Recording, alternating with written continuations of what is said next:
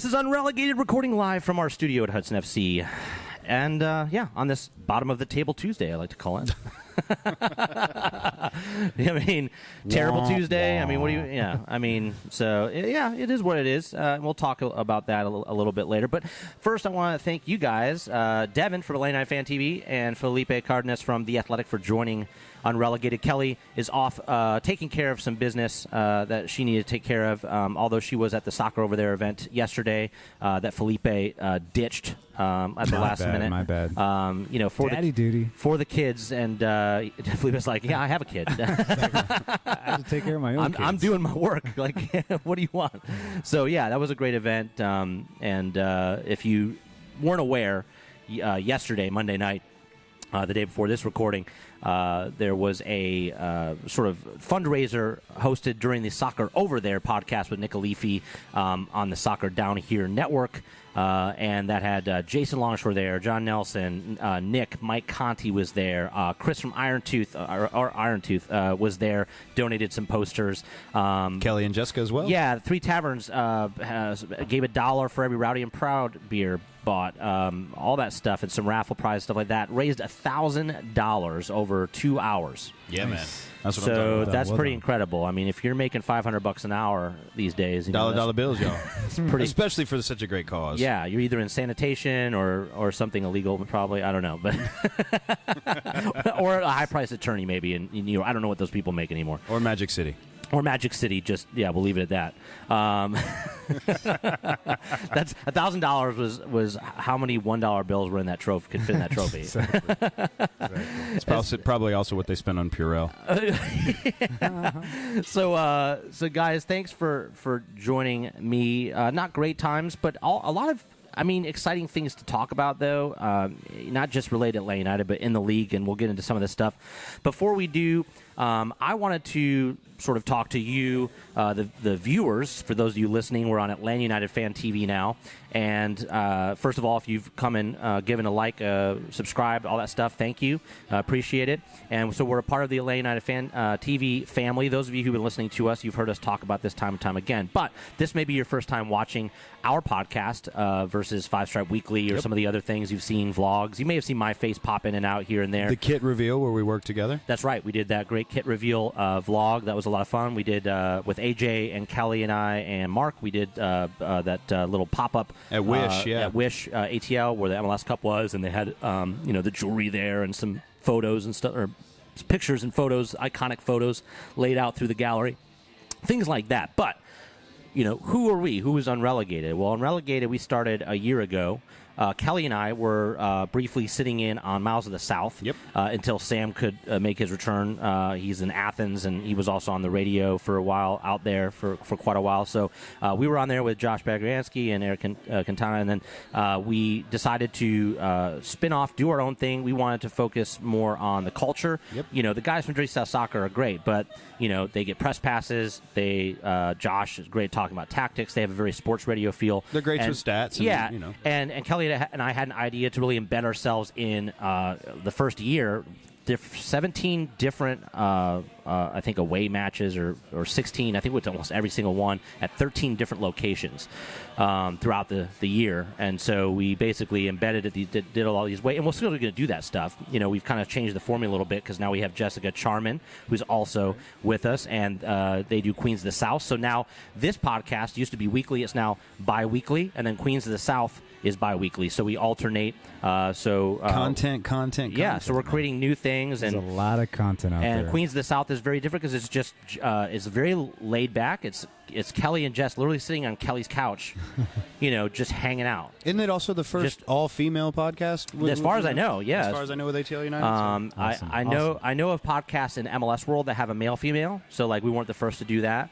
But I don't know if there's any all-female podcasts. And then over and above that, just Jess with that Reading, Oh yeah, it's all about that action. She likes to say things like "squeaky bum" and things like that. Instant credibility, right there. Yeah, Reading season ticket holder, and hardcore. college soccer, soccer player. Well, she played also in alongside a lot of women who are now professional athletes and stuff over in the system, over in Reading and stuff like that. And she will break your shins in 5-a-side. Yeah, and she was, by the way, the one who helped lead the charge for that fundraiser for the kids for Soccer in the Streets ahead of the ATL Nations Cup this Sunday.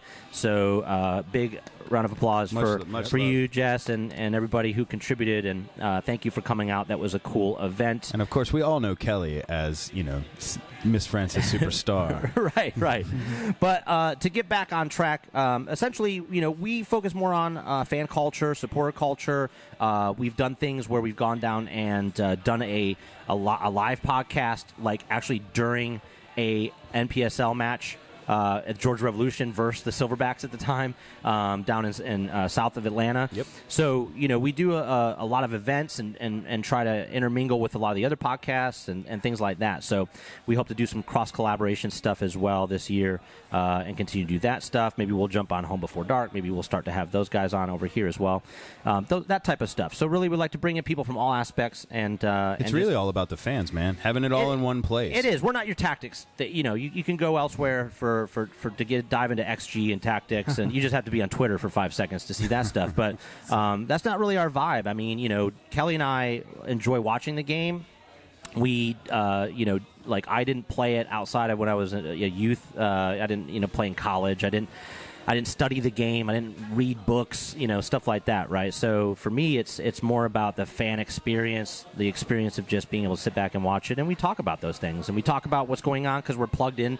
Kelly's in the supporter section like every game. I used to alternate in there quite a bit, but she's sort of my plug into there as well, and we just I'm in a supporters group. We have people that are listeners that are in supporters groups, and we talk and put our ear to the ground, and we hear things, and we'd like to talk about stuff that's going on, and we'll talk about some of those things in this podcast. So thank you for joining us. We hope that you enjoy this alternative content that gives you a place where you can come, and even if you aren't a fan of us, it's just another place that you can come, and you're going to realize that you're just going to have more options, more things available to you on one channel. So there's a lot of fun to be had here. Yeah, absolutely. So thank you for watching, and as you say, subscribe, share. Yeah, like, comment, subscribe, share. Leave a rating so we can appear higher in your podcast pop-ups. But let's get to those matches, man. Let's talk about this. And we're gonna dig in quite a bit into the Saturday match. But first, Felipe, you have big news. You've been with the Athletic for how long now?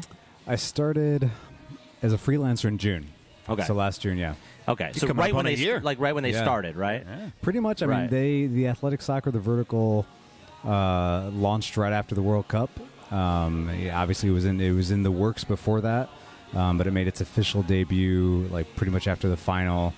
And Atlanta was one of the first cities that was kind of like part of the launch, one of the first MLS cities that was part of the launch, and so I was just lucky enough to be part of it. Like at the time, a lot of people asked me how did you get into this? And I ended a 14-year career in advertising last Thursday, but I've always written. I've always been involved in the game from I played growing up, I played in college, and I had a blog that I just started for fun.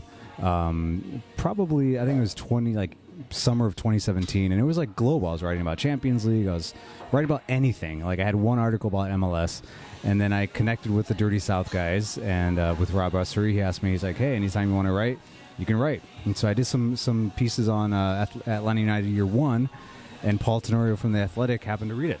He read my stuff, and he was like, hey man, are you available? So that's how it started, and it was kind of like a 10-month relationship as a freelancer, and then just shortly, a couple weeks ago, we finalized a full-time position for myself and other writers, which is... I saw that announcement. There's a lot... For me, yeah. It's an awesome staff. It's a stacked team at The Athletic. A lot of guys with a lot of experience, not only covering MLS, but just covering the game from a journalistic point of view, from all over the country: DC, Seattle, Boston, Chicago, and then I'm here in Atlanta. For people that may not subscribe to The Athletic, or they don't read a lot of stuff outside of what's put out by Major League Soccer or Doug ESPN Robertson, through a traditional newspaper, why is this such a big deal? Why is it such a big deal that the Athletic have hired full-time staff writers? Well, because it's just so rare in our industry for soccer writers to have full-time positions that include like benefits, something as important as benefits that you can get at a full-time job. That's why so many of us were freelancers for so long, because it's a tough industry for soccer in America. It's still a growing sport. We're constantly, I think, trying to earn a little bit more credibility. As the league grows, the sport grows in the U.S. So it really is unprecedented for an independent outlet like The Athletic to commit to the sport in this way and hire 5 full-time writers, including a full-time writer that'll be covering the NWSL, the Women's World Cup, the Women's U.S. national team full-time.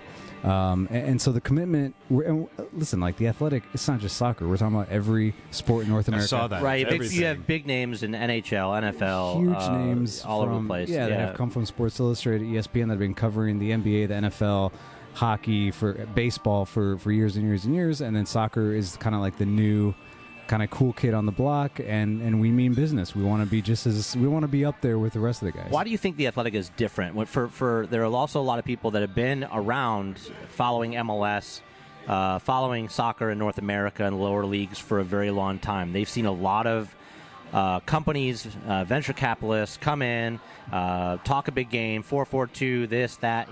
You've seen them, right? They come and then they go. Even most recently with Copa 90 US. I mean, from the outside looking in, just the writing and the way things are done, the people that are the editors, the transparency, I feel a different vibe. But right. To you, you're on the inside. You're seeing this firsthand. You're reaping the benefits of this. I mean, you gave up a full-time position. You must be confident that this thing's not going to fold in 3 months. Right. No, I believe in the model, and just in 3 or 4 days being in the Slack channels and receiving everything from within the company, I think there's a real belief and a real commitment to just quality journalism and premium content. And I think we know we were just talking about it, that's what the fans want. They're consuming content.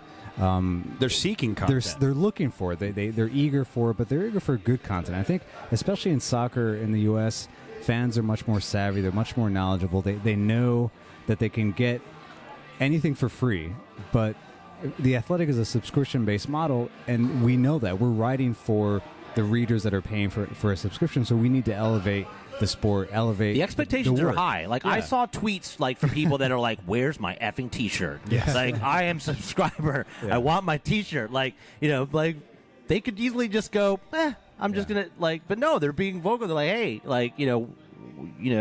it seems silly to use as an example, but I mean that's showing that they're invested, obviously, because otherwise they could have they don't have to say anything. They could just stop unsubscribe. No, I have and I have a question. You've kind of seen the rise, and I really attribute it to NBCSN and networks like that showing Premier League.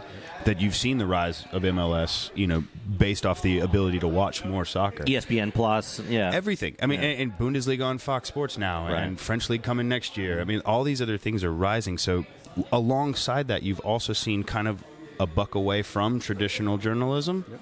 So do you feel that fan cams and fan interest have benefited something like The Athletic, where people, like you said, are running after content and seeking it out? I mean, I think, to your point, yes, the fact that the game, the foreign leagues, the big leagues, the EPL, La Liga, are becoming just everyone's cup of tea, everyone's daily routine. You can turn on the TV, you can watch soccer.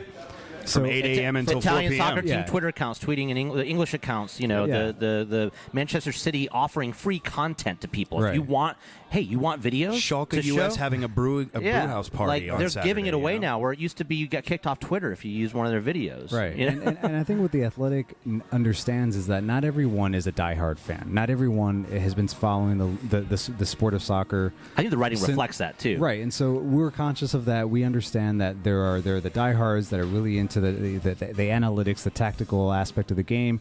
There are ones that are just getting into the sport, that really want to follow the team, just want to know everything about it from the inside.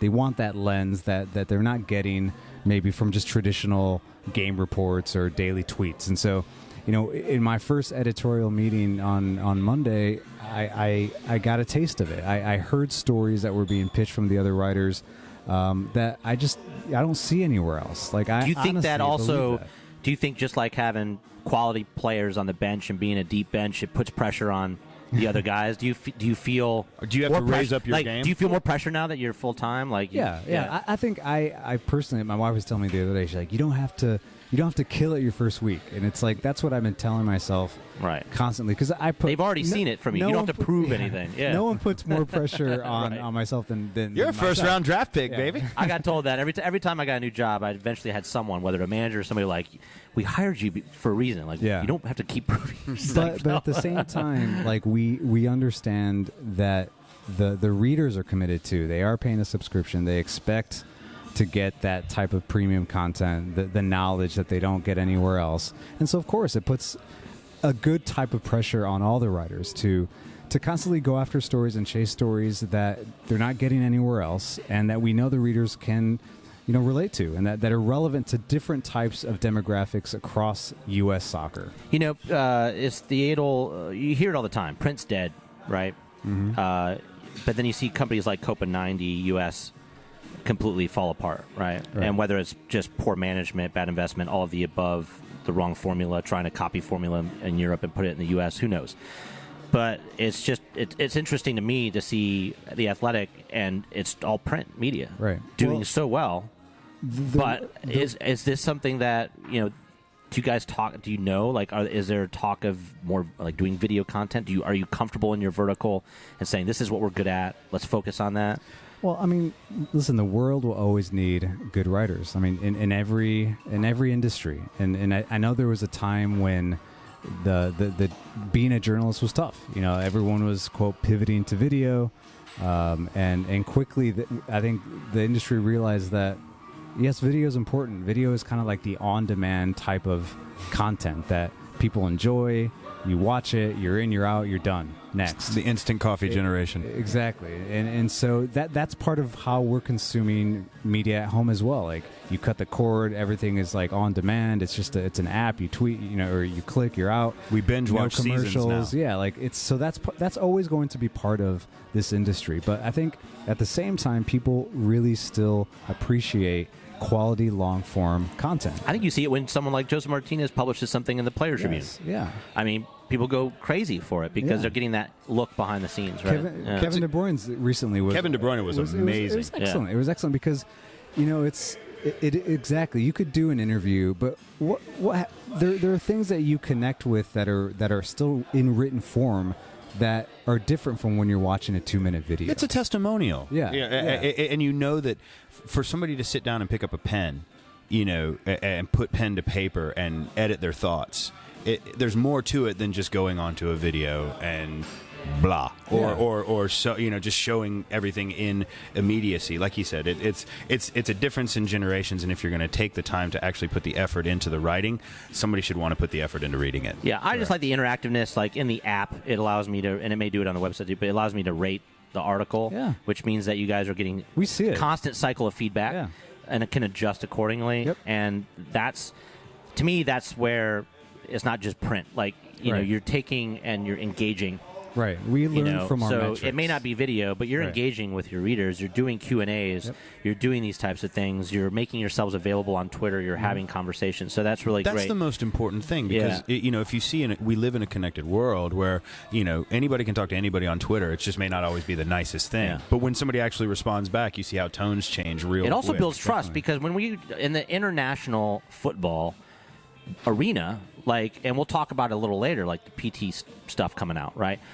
We don't know what to trust coming out of Argentina, and we have to rely on certain people, like a Joe Patrick, this person. Well, remember what he said last year; it didn't turn out in the last two things. So be careful with this guy. Versus, that guy is definitely credible, right?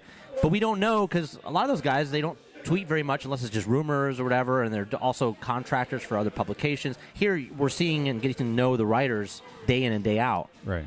With the same publication. It is emerging technology. Like The Athletic is part of that that ecosystem, right? Of an app experience that people want to come back to. You know, there no ads, nothing that's going to like interrupt your experience. The fact that you can create your own content, you can follow your authors, you can read what you want when it encourages daily active users. That's exactly. You check back all the time. And we're there, like me personally, like, and I know the other writers as well. Like we're reading the comment section. Some of us interact depending on, and we're not answering every single comment, but we're there reading. I see George and your editor in there though too. Sometimes George jumps in too. So you know, I think we understand that the reader is everything. You know, we want them to understand that this business is about them. Like, we understand that they are paying for the content. We want them to be satisfied. But at the same time, we understand that we're also reporting, and we're not writing just because we want to write. We're not doing puff pieces. We're not doing game recaps that you can get anywhere. You know, this is about what is really happening in inside my team's locker room. Well, what are they saying? Speaking to that, like, and you know, some people may be concerned because the idea behind pooling full-time resources is that you as writers can focus on more than just one team. So you'll be traveling, I'm guessing, in the Southeast to Orlando, possibly other places, doing reporting on other teams. Help explain, and then we'll kind of wrap this up, but help explain, like, how does this actually benefit us Atlanta United fans who've been getting all of your content? Right. Well, the first thing is that I'm not moving, so that's important. I still live in Atlanta. I love Atlanta. We thought they just set you up an office at the training grounds. So no. I'm setting up a home office though. Yes. So at the training grounds. Could have used that for tax purposes. Yeah. So that's very important. But no, like my family and I, we've been here 9 years. This city has been great to us. It keeps rewarding us with opportunities, and so I'm not going anywhere. And the fact that I'm not leaving means that I'm still going to training. I'm still covering the team. But the commitment that the Athletic Soccer has made and the Athletic has made to the sport means that now we can chase any story around MLS. And in my case, I know that there will be an opportunity to speak to more players across the league, potentially players that aren't getting covered, that have great stories to tell, you know, that are playing on teams that are coming up or have been playing in the league for several years and have been performing at high levels, and we just don't know anything about them. So how does that benefit Atlanta readers? Well, I think that they're going to get to know the league in a much more intimate way. They're going to understand opponents. A better knowledge base. It's better knowledge. It's not just, you know, who are we playing this week? Well, you're going to understand, like, the personalities behind the teams. You heard it here, 80% more Orlando content. Where they came from. The other day I did think, I'm like, what will that first story about Orlando be? How will that be received? Can you write under the ghost name Jordan Culver? Exactly. Let him go. How will it be received? I'll be in the comments. Exactly. You'll be there. But, you know, you talk about region, and, like, this was not a regional play by the Athletic, but, you know, just look where we are. There's two new teams coming into the Southeast Paul region. Tenorio was at LA. He was in LA. He lives in Chicago. Writing like, from LA. You're national also, stories. You're also about to get Nashville. You're about to get Austin. You're about to get Inter Miami eventually. Inter Fort Lauderdale. Yeah, exactly. Yeah. But it's true. Like, this region is just exploding with soccer and professional clubs with owners that want to be good right away, that are taking the Atlanta model, which is another way for Atlanta fans to connect to these teams and understand. Okay, we started this. You mean they're going to also win an MLS Cup and then go to last place the next? First to worst. Life in reverse. We want that model. You want that model, right? I mean, but yes, I mean, we are privileged to be where we are. Who would have thought that, you know, years ago, that Atlanta or the Southeast was going to be this hub for professional soccer in the U.S. And not only in the U.S. Can I say me, as a former ODP3 region player who told everybody to please come to my soccer matches when I was in high school? There you go. I kept telling them that soccer was eventually going to take over, and they're like, why does that 18-year-old have now a giant beard already? Like, what? Man beard right there in the field. Beard bros. But yeah, so I don't know where my next assignment is. I'm looking forward to finding out. I mean, hopefully Puerto Rico or something. I mean, something nice. I hear Belize is starting a team now. Starting a Caribbean vertical. You saying you wouldn't want to go cover Atlético Nacional in Colombia? Well, my squad is América de Cali, so I would first love that. But of course, I would love to go to Medellin and cover You could always go to Peñarol. You could go to Montevideo. Whatever it takes. I just need to talk to some scouts and, hey, there's a guy in Peñarol that needs to be interviewed. Yeah, Christian Pavon at Boca Juniors, I'm sure, is looking to make an MLS move. There's a 2% chance that Atlanta United is looking at this guy. You should probably come down here and check it out. But no, I mean, it's obviously my knowing Spanish, the dual language has been part of this experience, part of my experience, part of my experience with the Athletic, part of the reason why, I think people have resonated with these stories, that you're able to, I've been able to speak to the players in a more intimate fashion where we can just talk. And the other day at the FC Dallas game, there's just a row of UGA journalism students, and one of the things that they asked me was, what was just for advice. And I think when it comes to interviewing players, there is a moment of tension at first, and especially with, let's use Joseph Martinez as an example. Like, I think he sees me and he knows me, but every time that first minute when he walks in, there's still like a moment of like, journalista. Yes, yeah. What are we doing here? What are you going to say? And so you really have to understand the psyche of the player, where they're coming from. Are they coming out of practice? Are they coming from? Are they in a slump?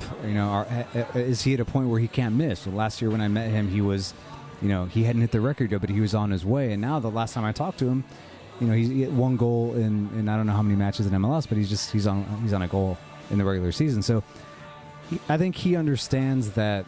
2 after the Dallas match. Right. Now he's on a second goal, exactly. So I think him and I know that we can talk about the sport. We can. There's a trust there, and that's the expectation moving forward when I reach out across MLS and talk to other players. I look forward to you learning Portuguese, and then you can do. Is Nani up for an interview?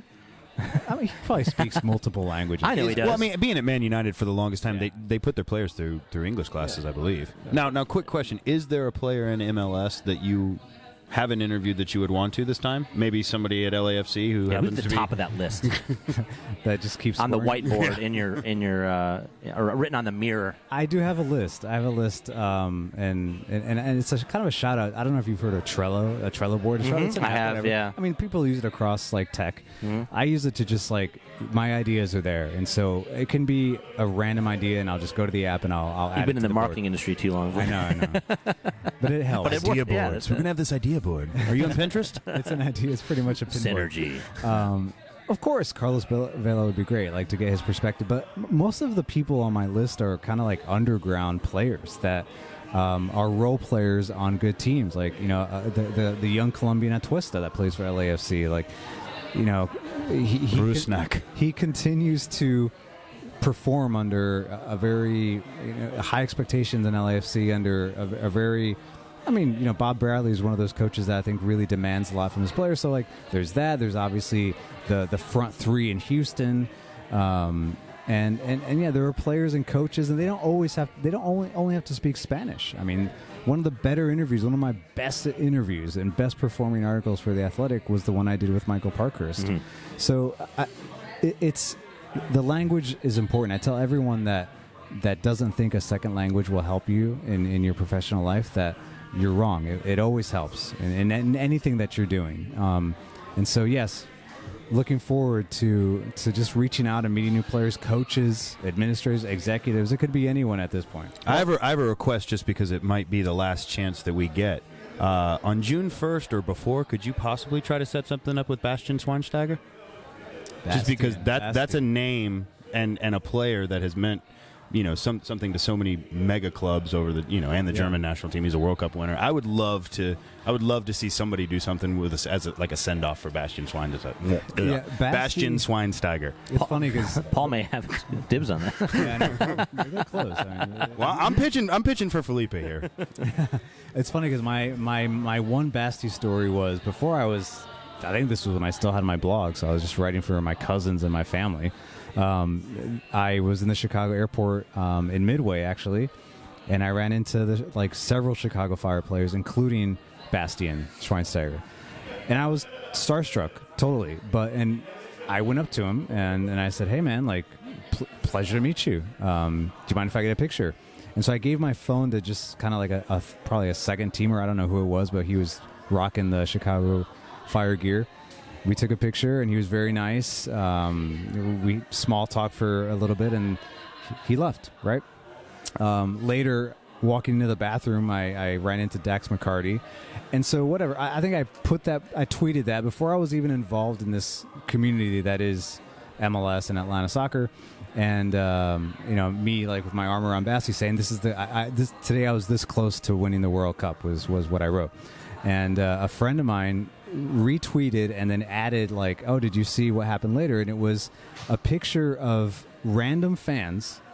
I think they were like kind of had their arms around unknown, like, Chicago Fire second teamers, and the person taking the picture of that crowd was Bastian Schweinsteiger. He's just a genuine dude. So, but the fans didn't know who he was. The fans Can you hold this camera, Can please? you please hold this and take a picture of these guys that look like professionals? That reminds me of the train story with the guy whose parents were on with, like, Paul Pogba. Oh, yeah. Very similar. Absolute knob. That was a great tweet thread. Yeah.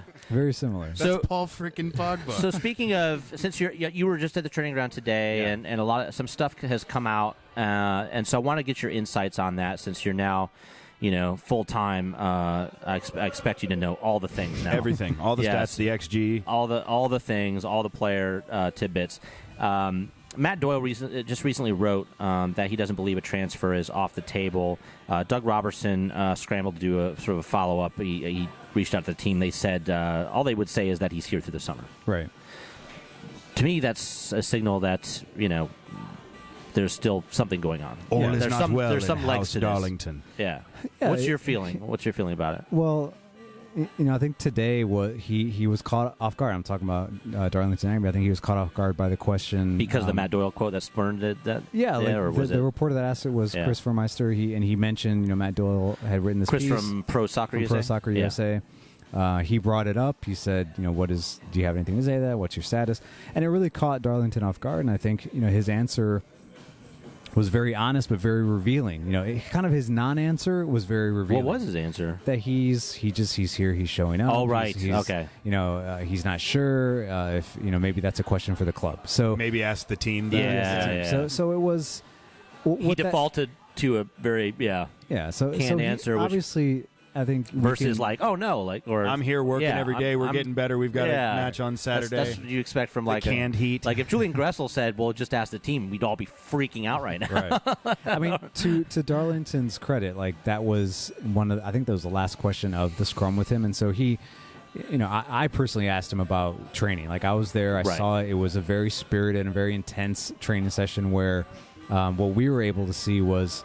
Kind of two groups first doing shooting drills where they were like, and this was in your article that was just published moments before you came on with us. Yeah. So working on finishing, focusing on finishing. So and it was like they would create a triangle, one-touch triangle, lay off, shoot. Converting XG. Yeah, exactly. Practice. But it was very intense. Yeah. And when players would score and when they would finish, like kind of everyone kind of erupted and they were very into this drill, right?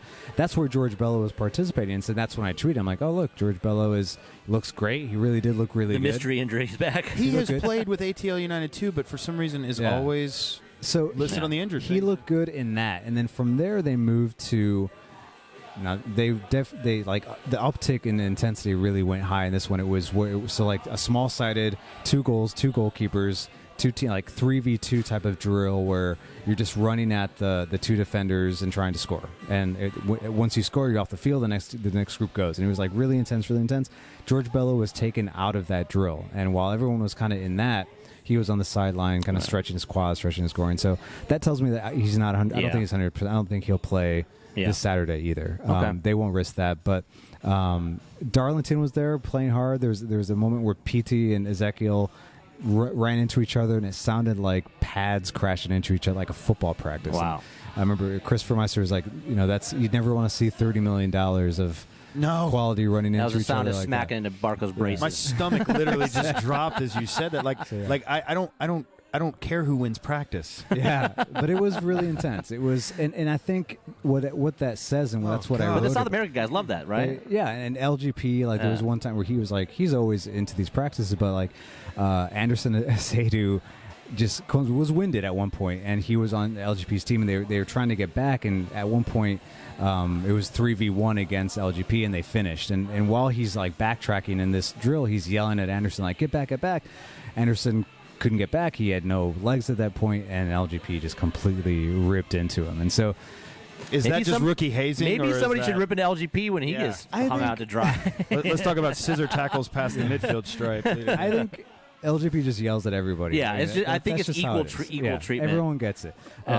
So after that, usually during the games he's yelling at the ref. Right. But to your point, I asked Darlington in the scrum, like, how important is that, the level of intensity coming off of a loss, and that's what the article that I just wrote about is about. Like, you can talk about progress all you want. You're still not winning. You're still in last place. You're at the point where you played that card. Okay, you can't play it again. You can't play it ever again and say we're still making progress. You're the defending MLS champions. You need to start winning. Like, the question I would ask the fans is, at this point, are you okay with just ugly wins, or is it to the point where no, we need to perform, we need to have 20 shots on goal, we need to win games? They're not getting it done in on either side. On either side of the ball. If Dallas takes 3 shots and scores 2 goals, you cannot come back and tell me, hey, we took however many 20-plus shots we took to not convert. That's not a positive stat, because then you can always come back to your sub-1 points per game and your sub-1 goals per game in a league where that's got you in last place. You're first to worst. They're winning the statistical matchups consistently. 22 shots. Yeah, right. and that's fine. Continues to rise. so those are the questions that I posed to the players today. Is that, coming off the conversation I had with Joseph Martinez, where he was very candid about the fact that the confidence was dropping, and what happens when you feel you've done everything. You've done everything right. You've created chances. You've hit the bar. You've done. Take care. You've done bad luck tomorrow against Arsenal versus Wolves. All Arsenal, baby. Go Gunners. Much love to Fran. Thanks, Fran. Fran from Hudson FC. Letting us to live in the studio booth A. No, what do you do? What is a professional at this level when they feel like they can't possibly do anything else? They're working their asses off in training. Well, what are they saying? This is a good segue, because, Frank de Boer, and we talked a little bit about this before the podcast, he's out there saying this is the best match we've ever had. The guys are confident. Drives me up the fucking wall. And as nutso as that may sound to your average fan, I'm also, thinking, well, if this is keeping the dressing room, is this just keeping their heads in the game? If this is what...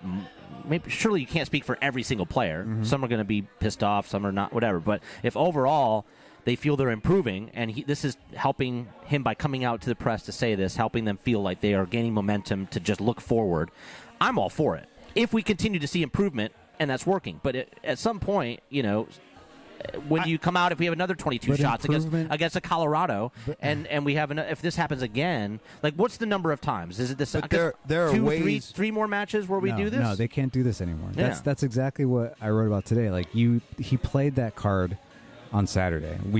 This is the best game we played. We created all the chances. Then the players kind of followed up the same narrative. Because next step up from that is, well, if you're improving. Now and this is the best game you've ever played, then you better be winning. Now you need to win. So that's they can't that narrative of progress. Good, you used it. Next game it has to be about winning and performing at the level that is expected of this club. Okay, that's what everyone signed up for, is winning, playing attractive soccer, and dominating this league. Now, of course, it's not easy. Look at the East, look at the West. Like, we talk about parity, and it's never easy in any sport. We've hashed all these things, right? Yeah. I mean, at this point, we've talked about CCL. We understand they didn't have a lot of training together. We know PT wasn't fully fit. Right. We know the they had offseason injuries. was short. We know. But at the same time, like, this is getting well enough into the season where not being healthy is no longer an excuse. Like, that just shows on bad recruitment. Then, if one injury to a right back, it's almost like we had X number of excuse cards, and Saturday was the last one that was used up. Like, that's it. That's pretty much it. But I agree with you, though, Jay. I think part of what Frank de Boer was doing was keeping the team motivated. And for what I saw today in training and listening to his staff, Orlando Trustful, for instance, they are on these guys, but in a positive way. It's almost obscene. Creating competition. Yeah, and making sure like the encouragement is positive, and then the players understand that, and they're also saying, "Hey, we're making progress." But it goes back to what you just said. That excuse, they used it. Fine.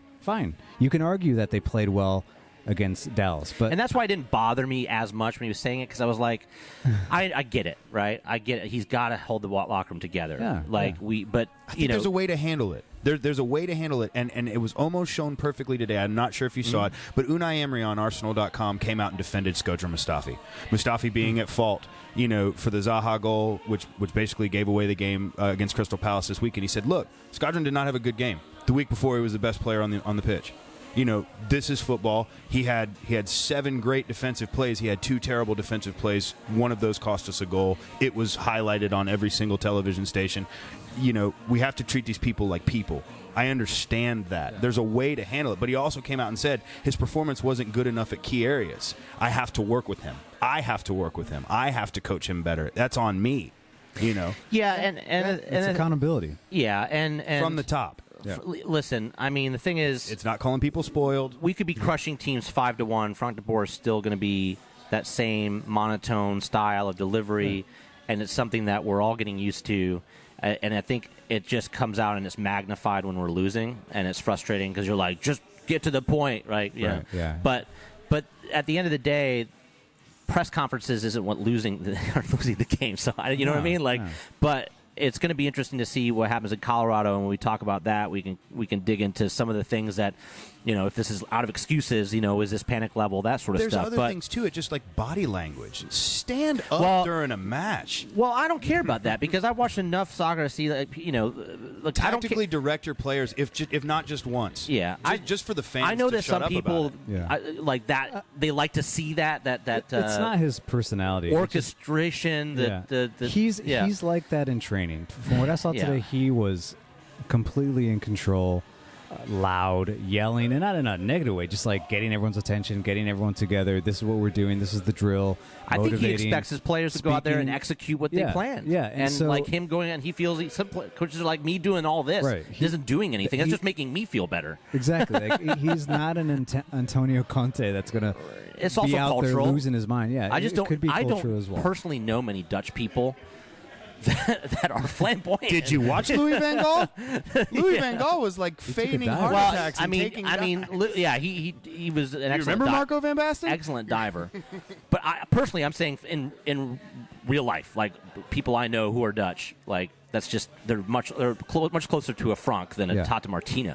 Tata's not even that flamboyant in my consideration. But let's unless go you're back Chris to, Armas. Yeah, let's go back to something. Okay, personnel.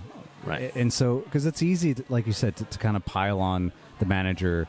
I think if we look at the team, and it's a very good team. It's a very good MLS team.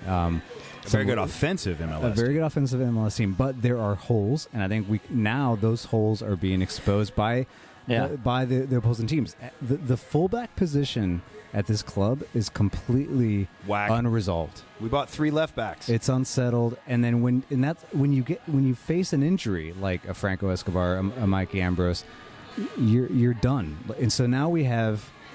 Now what you're seeing is Michael Parker's a very good defender, very polished defender, an experienced defender, a career center back. But a career center back. Yes, he played in the UEFA Championship How as a right back years ago? But again, it was only 6 years ago. But listen, it's not like riding a bike. Regardless, like he what he is a very good center back, a serviceable right back. Listen, and when he gets forward, time, he was creating chances. Yes, and he would tell you this. Like I think he would probably say, yeah, like my strength is to play in the middle. He's the great drop back CB, so that you can have an LGP go forward. Exactly. What everyone saw last season and what everyone raved about and what everyone said, wow, imagine if he would have been in the U.S. national team game against Trinidad. It was his ability to anticipate plays and clean up, essentially sweep behind a player. He's one of the smartest. Yeah. And what he lacks in actual pace or athletic he's ability, he's a cerebral assassin. Yeah. Just like the Ababuike steal in the MLS Cup. Yeah. He watched film. He knew he was going to cut to his left, and he made the tackle to that side. So doesn't this fall on, we people poo-pooed it when we lost McDonough. We went back to he was hired by Miami, right? And they said, well, he's really a builder guy. He's a builder. He showed Darren Eales and Carlos Bocanegra, they learned from him, and they have staff. They hired that guy from the Falcons to help deal with contracts and blah blah blah. I mean, I understand you can't foresee all the injuries and things like that, but when like you said, you have you're selling McCann. And here nobody's talking about this. We haven't gotten to Breck Shea yet. McCann is let go to DC United. Was a tremendous utility guy for us, and did really, I thought, overall pretty well. I mean, people were like, at the time, I even said, well, he's too expensive. But then we went and turned around, and it's not like we bought a guy for $150,000 or went double down and went someone like even more. Okay, we want somebody that's TAM level, that's really good, like even higher level McCann money. No, we turned around and got Breck Shea, which is fine. But at the same time, it's like some of these decisions, I'm starting to look back and say, what was going on here? Where's Jose Hernandez? Because the feeling was from Twitter, it was not like we wanted out. Like his wife was not like they're like it's had to go kind of thing. So two things. One, good thing you brought up Jose Hernandez. First, Breck Shea. Very similar to Michael Parkhurst. He's not a defender. He's not. We thought he was going to be an off-the-bench left mid or come in and create chances, even running as a second forward, like he did against Columbus. Yes, and so if you look at the post-game comments from Luchi Gonzalez, one of the first things that he said is that they exposed that left side. He's not a one-on-one defender. He literally said, we knew that if Breck Shea got caught up the field, we were going to have that left flank open, and that's what. And again, this isn't like it's Breck Shea's fault. He was no. This is just how tactics work. The Luchi Gonzalez knew that, and the team knew. I think that's what I noticed from the press box. What's great about FC Dallas quickly is that everything was so trained from the moment. Smooth and calculated. Brad Guzan had the ball. It was like everyone knew where to go, and it was very robotic, but in a very fluid way. And so they just look drilled. They just look extremely drilled and well coached. And so in that first goal, it was like it was as if they remembered something from film, and they worked the ball around. They caught Breck Shea upfield. Barrios makes a quick turn on LGP, and then from there it's just quality. And that's what happens. So going back, the evolution of Atlanta United, to your point about, they have great attackers. Yes, the evolution of this club is DP level defenders. And finding, we don't know what Frank de Boer's and guess who one of those DP level defenders was? Miguel Almiron or Iko Para. You see what I'm saying? There's this intangible where everybody was focused, and I'm not saying we should focus because I think we've done enough on. Well, obviously, it's low-hanging fruit to say, well, Miguel Almiron is probably the biggest piece that's really shifted where the roles fit, and is there too much overlap of talent? Like Greg Garza. Yeah. Greg Garza. Here's the very, you're like, but we're shuttling left backs to get rid of them. Here's a quick, tactical thing. And Greg Garza was very important because when teams want to play and build out of the back, the fullbacks are so important because it's a quick outlet, and immediately you're up the field. And the opposing team has to adjust. They move, they shift, and things open up. When Mexico played Chile, and I think it was Tata's first game, the first thing I was noticing is that they were just it was as if they were drilled. We're playing out of the back, but our fullbacks are going to get that ball and they're going to go. And it was classic Tata, what he did with Franco, what he did with Garza, and it changes the whole feel of a game. The opposing team has to respect it. Right now, Atlanta United just doesn't have that. Playing out of the back makes me incredibly nervous because our keeper doesn't have the best feet. Well, what do we do Miles against New England? We play against New England. Miles isn't like that ball playing center back. Today in practice, the thing that I noticed that I'm like, impressive. He's an impressive specimen. He's an excellent defender. He's probably going to be an all-star this season. Well deserved. He's not this classic ball playing center back that's polished, fluid on the ball. That when the ball's at his feet, you're like, look at that guy. He's a free safety in cleats. Yeah, and so his first touch though is pretty good. It's today I was impressed by the way he was laying balls off. He was checking like again when it was his time to shoot. The reporters were like, "Well, there's a defender taking shots." It was going over the goal, but he's going to his upside is tremendous. But I think that's going back to it's easy to pile on Frank de Boer, and I've told Jason Longshore this. I don't think we know the profile of some of the players in key positions for Frank de Boer. What does a fullback look like in his system? What does a center back truly look like? When you have 6 different starting 11s in 6 MLS matches, and I think it's something like 8 different starting 11s in 10 matches overall. What is Frank de Boer? What is? I said this in my fan camp. What is Atlanta United right now? Yeah, the identity still is. I don't expect an identity till June-ish. But that's the thing. It's like, but I do expect. I do expect at this point to have discerned some core pieces, or to understand that you're going to get hit on that wing, and Breck Shea is going to be, you know, like if you put yourself in opposing coach's shoes, you know you're going to go after Breck Shea in that position. Then why are we playing a back three or something? Why are we still so disconnected from the back four to the front three? Why? And it always goes back to, and it always falls back. Well, Franco Escobar is injured, and Mikey Ambrose is injured, but we had Greg Garza, we had McCann. They let him go. They made decisions in the front office. So when this rolls back, to me, it rolls back to going, was that losing Paul McDonough? Are we going to look back and say, that was kind of a hit?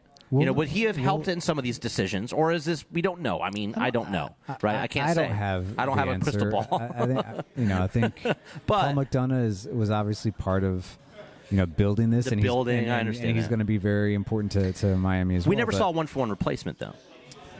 Anywhere. No. We got a ton of Gam and Tam for Garza that I don't know what we did with it, unless it went to Breck Shea. You know, I mean, like, what did we do with that $450,000? That's the frustrating thing too about MLS. We don't have any transparency until the end of the year. They announce the supposed salaries. Good Lord, please get rid of this system and let us spend, because that opens up a whole other can of worms. Because you're never gonna beat Liga MX. Yeah, it changes everything. If a team that wants to spend can spend, then okay, you change the face of this league. Yeah, and I can get rid of legacy owners. And honestly, I just don't think that Franco Escobar and Bello coming back is going to fix everything. I'm not expecting I just don't. Bello. Well, there's a reason why he was not playing after that first. But he was but he was also put in a position to just a terrible position away from home in a giant stadium. Yeah, I think why was he put in that position in the first place? On a ping pong table. Because then we're all wondering, to kill his confidence. Yeah. Well, listen, I agree with you. I don't think just Bello and Franco coming back magically fixes everything, and I think for a number of reasons. One is just fitness. Like, you can't expect a player that hasn't been playing 90 minutes in these competitive matches, which look at PT. It may take 7 years for him to get back in the pitch fit. To just come in and fix everything. Yeah, and so Franco today was at training. He looked like he's going to be a full go probably for this Saturday. PT Martinez. Was he not fit? Was he not fit last week? Was Pablo Escobar not fit last weekend? Franco, because Pablo Escobar's dead. Pablo Escobar. Woo! Was Franco Escobar?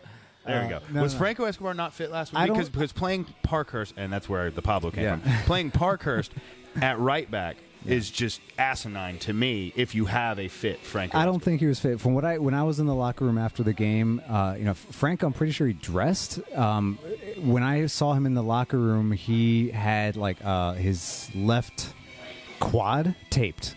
So I don't think they risked him. Today in practice, he looked like a full go. Listen, I'd rather you bring him back slowly because he is that important of a piece. That's fine. I trust their process. Now, I'll question some decision-making around Eric Remetti and things like that when it comes to concussion protocol. Yeah. But overall, I trust Whose doctor approved that? Whose doctor approved that? That's criminal. It raises some questions. But I overall, there's nothing to tell me that they're not doing their job, and I know the medical staff is somewhat different, right? Because Frank brought some of his own guys and stuff like that, because Tata took his guys with him to Mexico.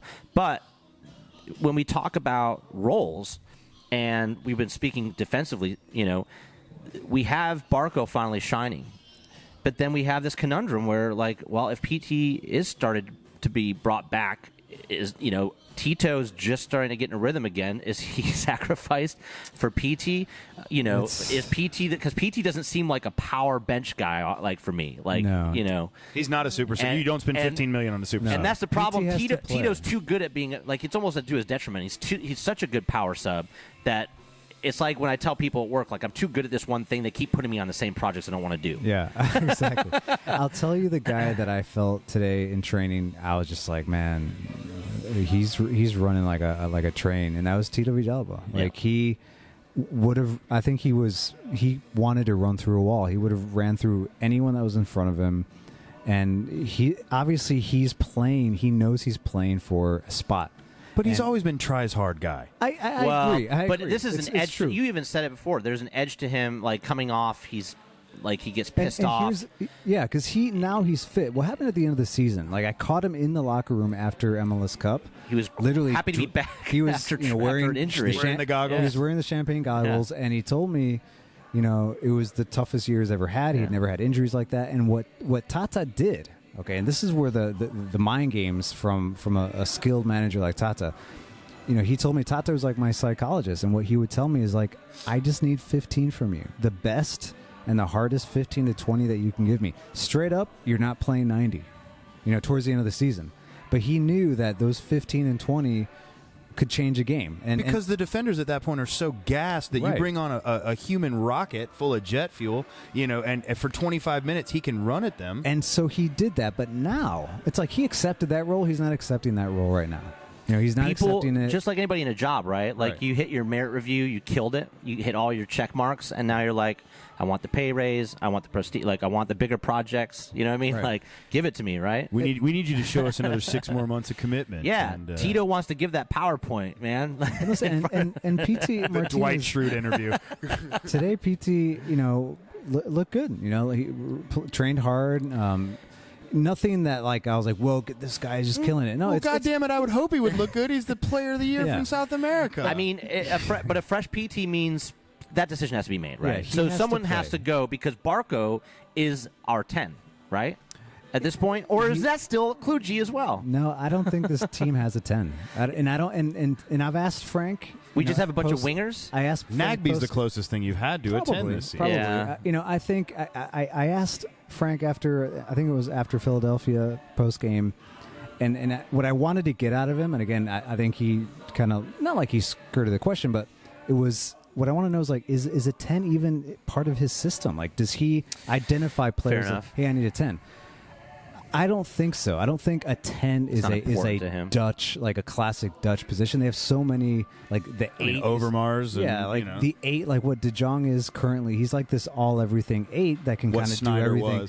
Wesley Sneijder, like Van der Vaart were like closer to 10s, but we better have a healthy 6 all the time. Yeah, and there are plenty of 6s on Atlanta United. And what Barco did, Barco can play as a 10, but he's not a 10. He'll tell you probably that I'm not a number 10. Give me a 2 and a 3 at this point, and I'm perfect. Well, he does best when he's unleashed, right? Yeah, and so the other day I tweeted, and I didn't get flack from, but we were talking about Carlos Vela. I'm like, you watch him play, you watch him dominate, you watch him the way he People scores. were arguing about Vela's position for 5 years. The way he just moves and influences the game, and I'm like, if I'm an Atlanta United, he's a rover. Yeah, if I'm an Atlanta United supporter and I'm watching LAFC and I'm watching a player, like Carlos Vela, I'm thinking, where's PT? Like, that's what I want to see from PT. Not scoring 10 goals and 9 goals in a row. But see, that's what frustrates me about defenders, what's going on. Yeah. What's going on with Joseph right now is because very similarly, if you let Joseph float, he seems to be getting himself more involved. Whereas at the beginning of the season, playing the system that we had, Joseph spent 85 minutes standing between 2 center backs. Right, and sometimes 3. Sometimes they'll create the triangle around Joseph.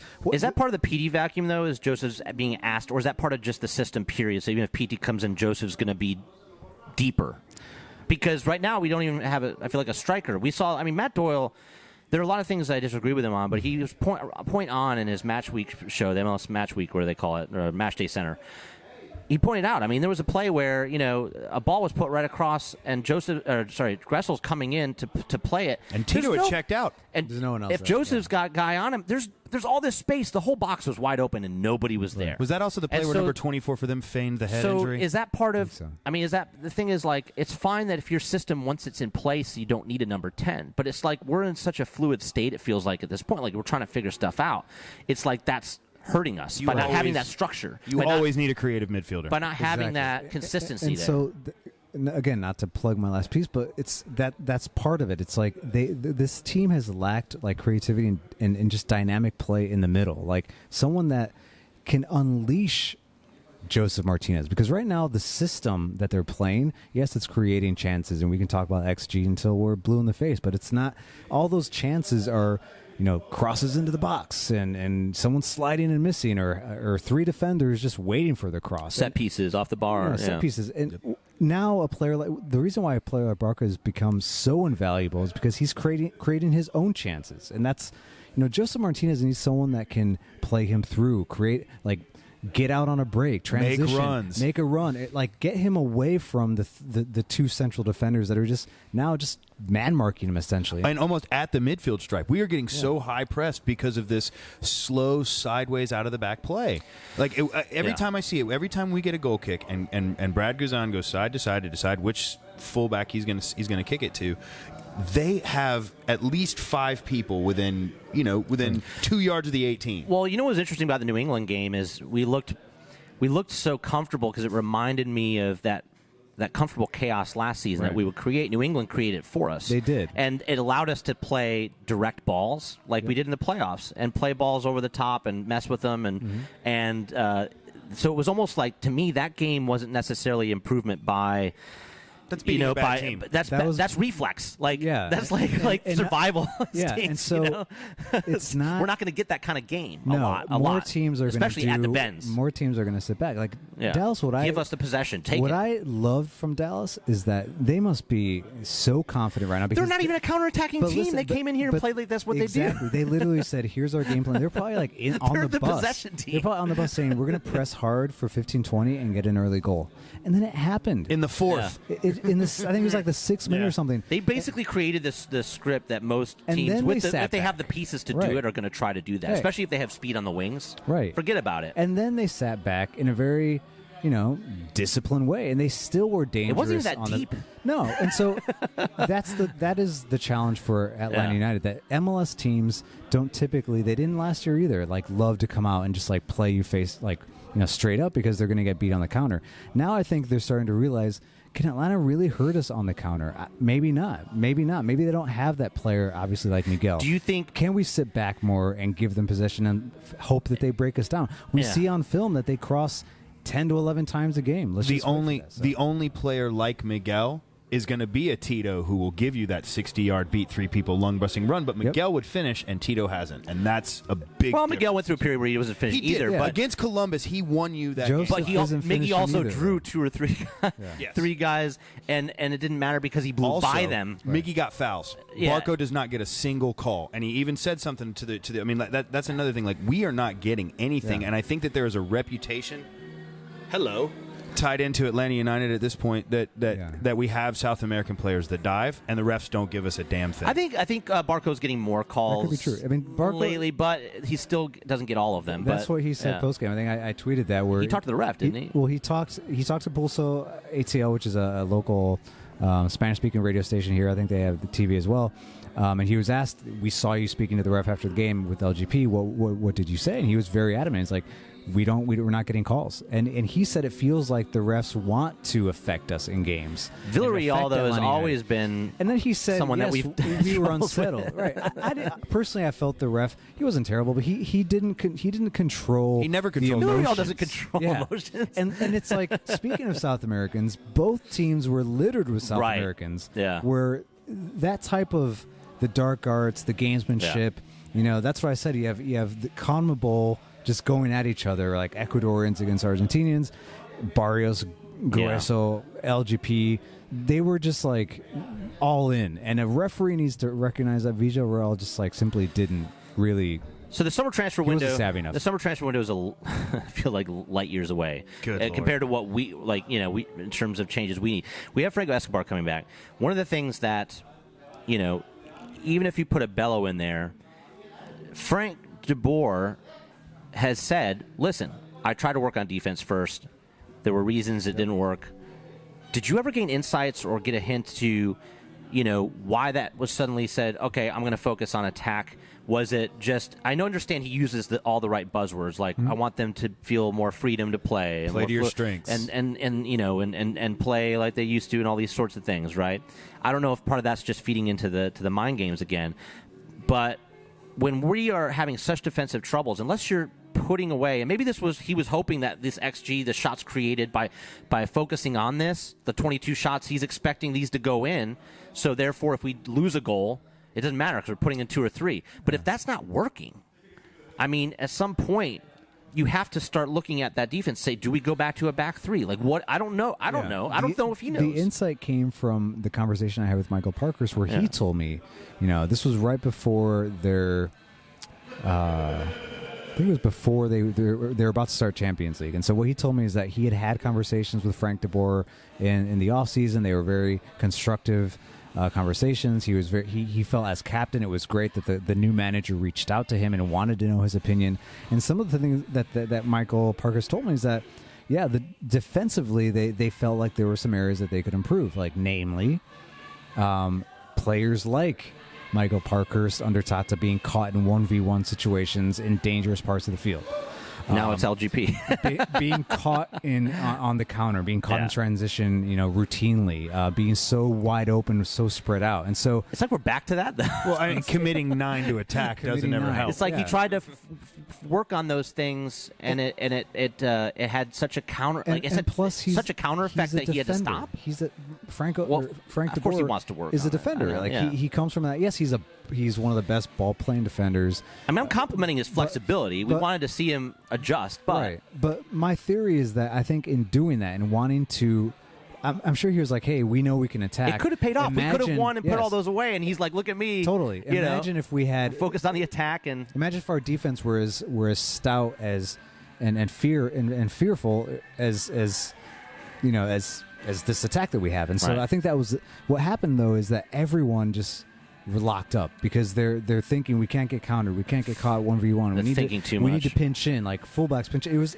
to that level of detail, and now everyone's thinking on the field. They're afraid to attack. They're afraid to get forward. They're afraid to press. And I think he admitted in an interview with 92.9 The Game that maybe that wasn't the right tactic. It's paralysis by analysis, man. Yeah. Exactly. And so I think he's loosened that up. To your point against New England, I know it was against a bad New England team, but there were points where the team had no shape whatsoever, and that was fine. Right, that was fine because they're transitioning. A little bit of chaos unlocks creativity. It became 1v1. They want to put their guys in midfield up against our guys. We're going to win that battle. But I said that after that match, winning that game was papering over the cracks because there were still a ton of cracks. There were. That we were not shaped. They were just bad. I think most people realize that there were caveats to it. I think we were just happy to see improvement. I'll say the same thing if we beat Colorado. But now we're playing it's last place versus last place, right? Right. So you said that in your article. I did. I read that. All of a sudden, it's the two last place now teams I'm plugging in MLS. your article. Yeah. And the thing is, it's like last against Dallas, it's like, hey, Jesse Gonzalez has one of the best games of his career. He's a national team goalkeeper. That's great. And apparently, De Boer may have wanted to save that 7 times. De Boer may have wanted to save that wild card excuse card for if we lose against a last place. Just speaking on Jesse Gonzalez, it is Tim Howard. I mean, again, it's not Tim Howard 2014, but it's still Tim Howard. He could have. But what else is it? That's about it. What else is it? That's the one thing. Like I can say with Dallas, like they've got players. They have players. But they also Colorado has Tim Howard. Yeah, that's about it. But if they bunker, which they are going to do, they will. But they've still and they don't have the tools to come out and press us for 15 minminutes. I don't think no, in the beginning, but unless they want to really open themselves up. But it's going to be. Could this be a game where PT could? Is this a great opportunity for him? I would start to unlock Martinez. These guys, right? I would start have him chase him around, open up space for Joseph. I understand that. I understand the notion of, hey, we want PT to be fit in, end of July, going into August. I get it, but right now, have him tire out the defense. You need to win games. You need to win. If you're 21 points off the lead in June, you're what's it going to matter? They're fortunate that the East has been pretty jumbled mess. So. Right. I think with NYC beating DC, MLS did a live video yesterday, and they said they did a live video yesterday. They said, "Is every team in the East terrible?" And I said, I hope so, for our sake. Yeah. Right now, I hope so for at least the time being. A few months ago, PT was very open. He's like, "I'm not fit." I think if you asked him now, and from what I see in training, I see a guy that wants it. I think he wants to play. We don't know if it's well. He's with his fellow Argentines watching him, right? Yeah, I mean, and we don't know if it's going at it hard. It could be, hey, coaches, front office is like, we need PT to be healthy. He's probably now like, I need to play, I want to play. Yes, so it's going to get to a point where, balance, yeah. Okay, he needs to play. So in that whole PT thing, there was the bit of news that came out today that he's, that Gallardo at River Plate is still very adamant. Or I'm not sure if it was Gallardo from River Plate, but it was basically River Plate's interested in bringing him back. It was Marcelo, yeah. Marcelo Gallardo wanting PT back. knowing that it would be expensive, but doing anything which is also possible. hilarious because they're now reportedly $50 million in debt. Yeah. Like most teams in Argentina. I understand. But Juan Fer Quintero going down with a torn ACL and MCL. I mean, like, there's an obvious need for a playmaker. His wife and his daughter are still there. You know, I mean, is there smoke to that fire, or is this just clickbait? Is it a mix of some half-truths, old news about his being Unsettled. homesick, you know, and kind of someone using this to throw out some more meat, or what? You know, do we know? I don't think we know, but I think, you know, even PT later when he was with an Argentine national team, he was pretty open. He basically said it's been very difficult for him to adjust, and not adjust to MLS, but to leave the world that is River Plate. You know, the care, the camaraderie, the teammates, the club. It's your boyhood club. It's the country you grew up in, and knowing where your grocery store is, knowing where you can get your stuff. I mean, it's like it's everything to him. He started at River the way he's starting now. He was essentially jeered. He didn't have a great start, and then he became a legend. So I think that's part of it. And he has a very close relationship with Marcelo Gallardo. He attributes his success to Marcelo. But also, Gallardo. it tells me that he has a lot of. He's a quiet guy, but he has a lot of. No. It also shows, like, to me, you know, this could also be agent talk. I don't know, but for a guy that has already experienced what it's like to be, you know, have a difficult time transitioning, you know, getting into a team, having the fans, you know, get on your back, and then overcoming that builds a level of strength, some fortitude, right? I mean, this is a guy also that has ambitions for Europe. To me, to go back home with your tail tucked between your legs is, again, you know, a step but you back. say agent speak. What's the benefit to this? But you're still going back to River Plate. You're still going back to River Plate, which, you know, is every year there are probably a handful of European scouts at every one of their games, just watching this team because they're young players, they're attack minded. They only know how to play one way, which is attack. It's a world attack. brand. You're it's in Club a World global Cup. brand. They have the hottest coach in South America that can choose whatever he wants to do after he leaves River Plate. So it could be smoke. It could be just to a coach that needs a playmaker that misses his family. Yeah. I don't think Atlanta United is going to be like, yeah, let's let him go. You know, I think they've committed to him, similar to what they did with Barco when everyone thought Barco should be loaned out. Yeah, talk about family issues. Look at Barco now. Talk about issues. Yeah. But is it good to keep a malcontent? Yeah, I mean, listen. And I'm not advocating. I'm just saying. Yeah. Can you ever point to me a situation where a player is unhappy and it's worked out well? Paul Pogba at Juventus. Paul Pogba now at Manchester Any United. situation with But Mario sometimes if you Balotelli. bide time, things do. Time does change things sometimes, and so sometimes. What's going to change about his wife and daughter being in Buenos Aires? No. I think it's got to be internal to him. I think I'll that tell you if what he changes. puts away some goals, I'll tell you what changes exactly. that's his it's mentality. performances. Yeah. Here's what I saw from PT and some other players in the locker room after a game. You know when you're like upset and you get dressed really fast, like you put your socks on, like you're pissed at your socks. That's what PT was ripping doing. shoelaces. That's what PT was doing. He was tying his shoes. Well, that really means he's fast. vested to me. Yeah, like Miles Robinson was another guy that I just saw like getting dressed like he like wanted to kill his jeans. At least he cares, Okay? right? That's a sign. And so like something. these players, they're not like, yeah, we're making progress, and no, they were upset. The mood in the locker room was not one of like, we're making progress. Which is why it's so frustrating to hear that that's our best performance. And if we play like that 30 times, we're going to win and 28 of them. Well, that was our loss. Yeah, I like Felipe saying that wild card. You use your wild card. That's it. You're you done. used it. You're done. You Your can't use ace, it again. You took your ace. and Pete Martinez is he looks like, you know, he's a quiet guy, but he's extremely like emotional in a way of like, you know, today at practice, Que loco que está. que loco que está. Like he missed a shot and he was like on his knees, like slamming the ground. Like that's just like, and then immediately he was right back up. But he's the guy that just is like, he's an intense dude. I really think he is, and he needs positive performances to get him out of that, like the rumor mill. I just hope he's ready to play leaving. left back. That's all I guess. Now starting at left back. So, You wanted a DP defender. I mean, there you go. There you go. so yeah, let's get into injury. We talked about Bello. Are there any other injury? You were at the training ground. What's the injury status? Tell me about players? Hernandez. I brought that up. Can you? Yeah, what's going I saw Jose Hernandez today walking casually to the twos. You know, so his legs are working. That's good. Yeah, and I go back to a conversation that I had with Tata Martino at a scrum at practice last summer. You know, I did a piece on Jose Hernandez, one of my first pieces for the Athletic, about where where he came from, his club life in Venezuela. His upbringing in Venezuela, the fact that he was a part of a U20 World Cup squad that reached the final. Yep.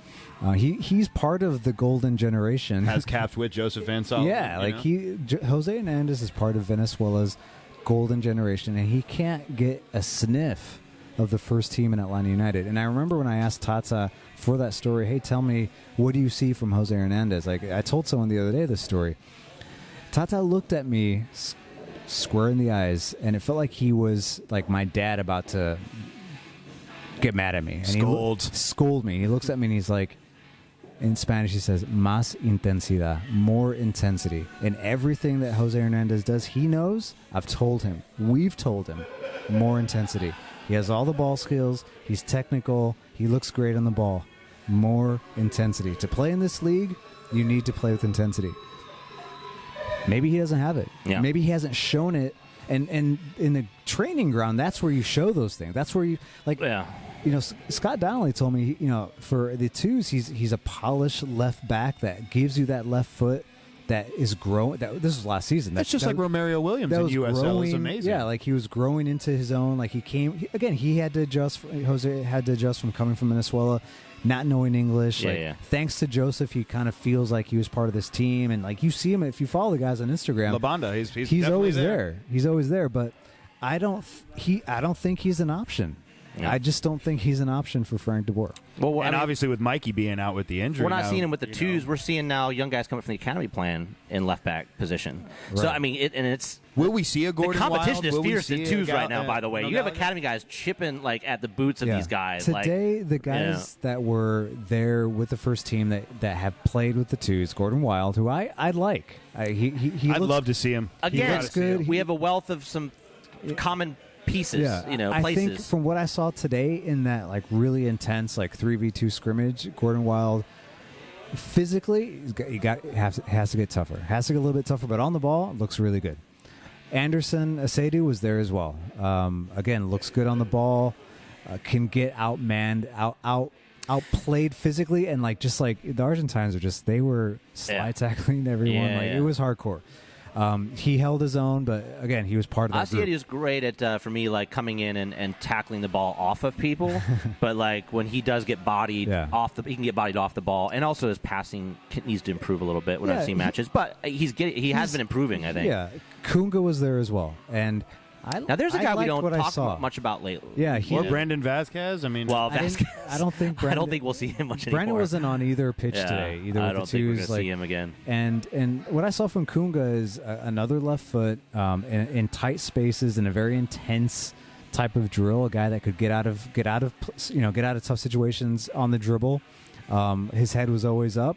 And he looked okay. Like, again, it's one thing to see that at practice. It's another thing to be in an MLS match with the pressure, with the cameras on, with the lights on, with the fans on. Like, but those were the guys that are fringe, that are from the twos that were there. Florentine Pogba was with the twos.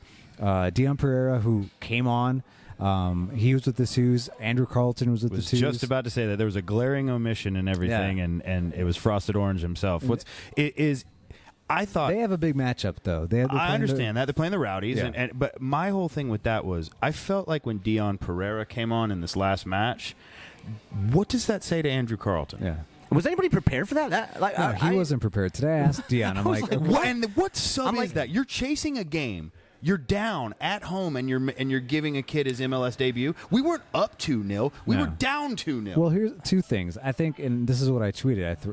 At the time, it's at this point, it's not in a negative way, but it is a desperate attempt to create anything on the attacking side. Who creates all the time in these situations? Andrew Carlton. And off the bench, I think off the bench in these moments that he often will create a couple of those chances. Okay, so.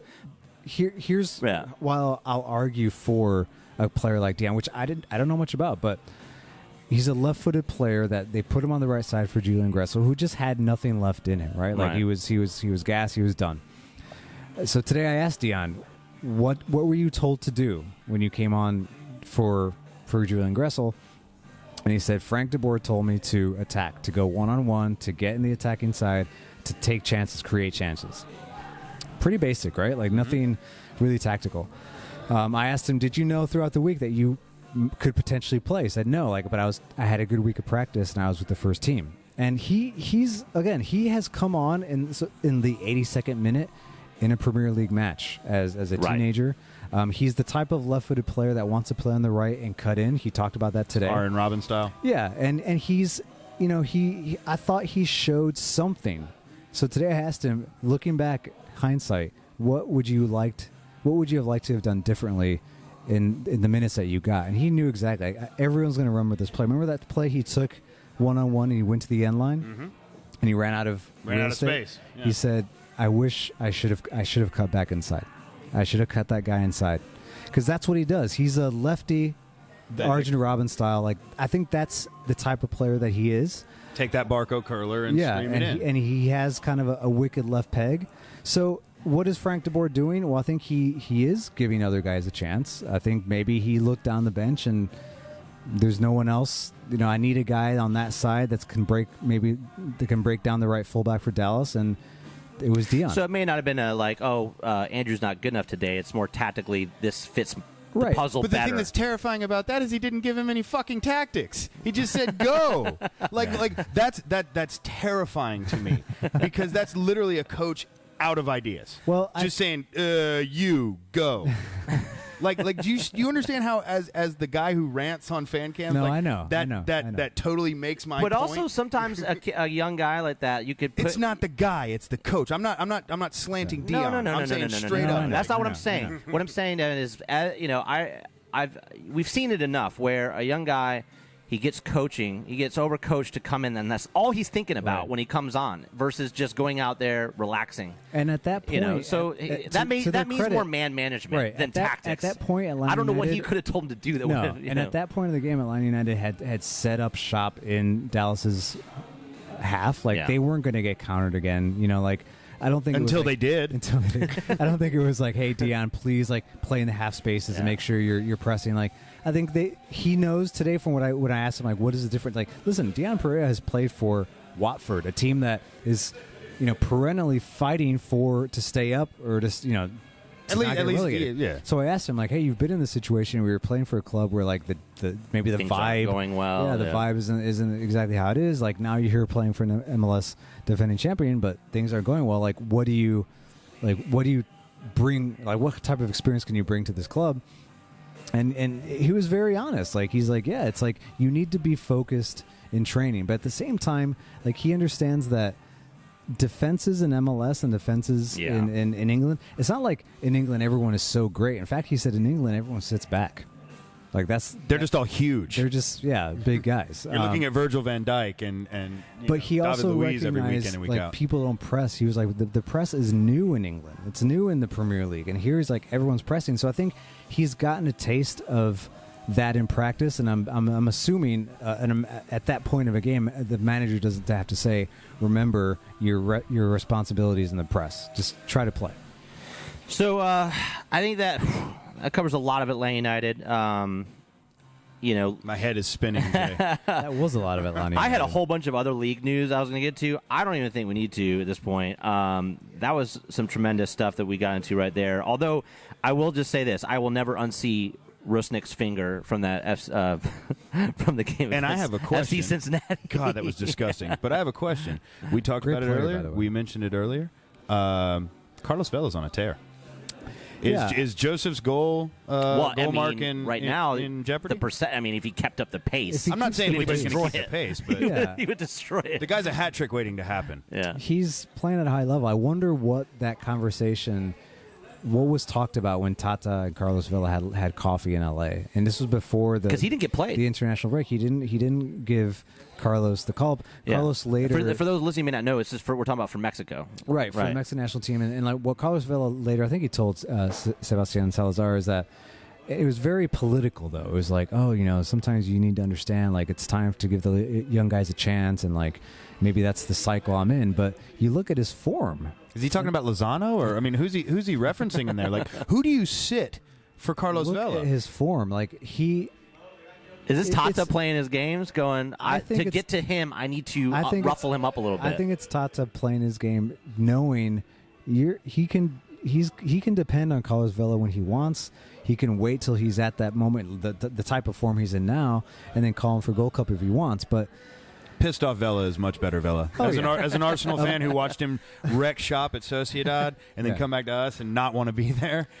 pissed off Vela is dangerous Vela. He's a special player, and I think he's the type of player that this league needs more of. I mean, I'm a righty, and I'll go to my grave saying that lefties they're different types of players.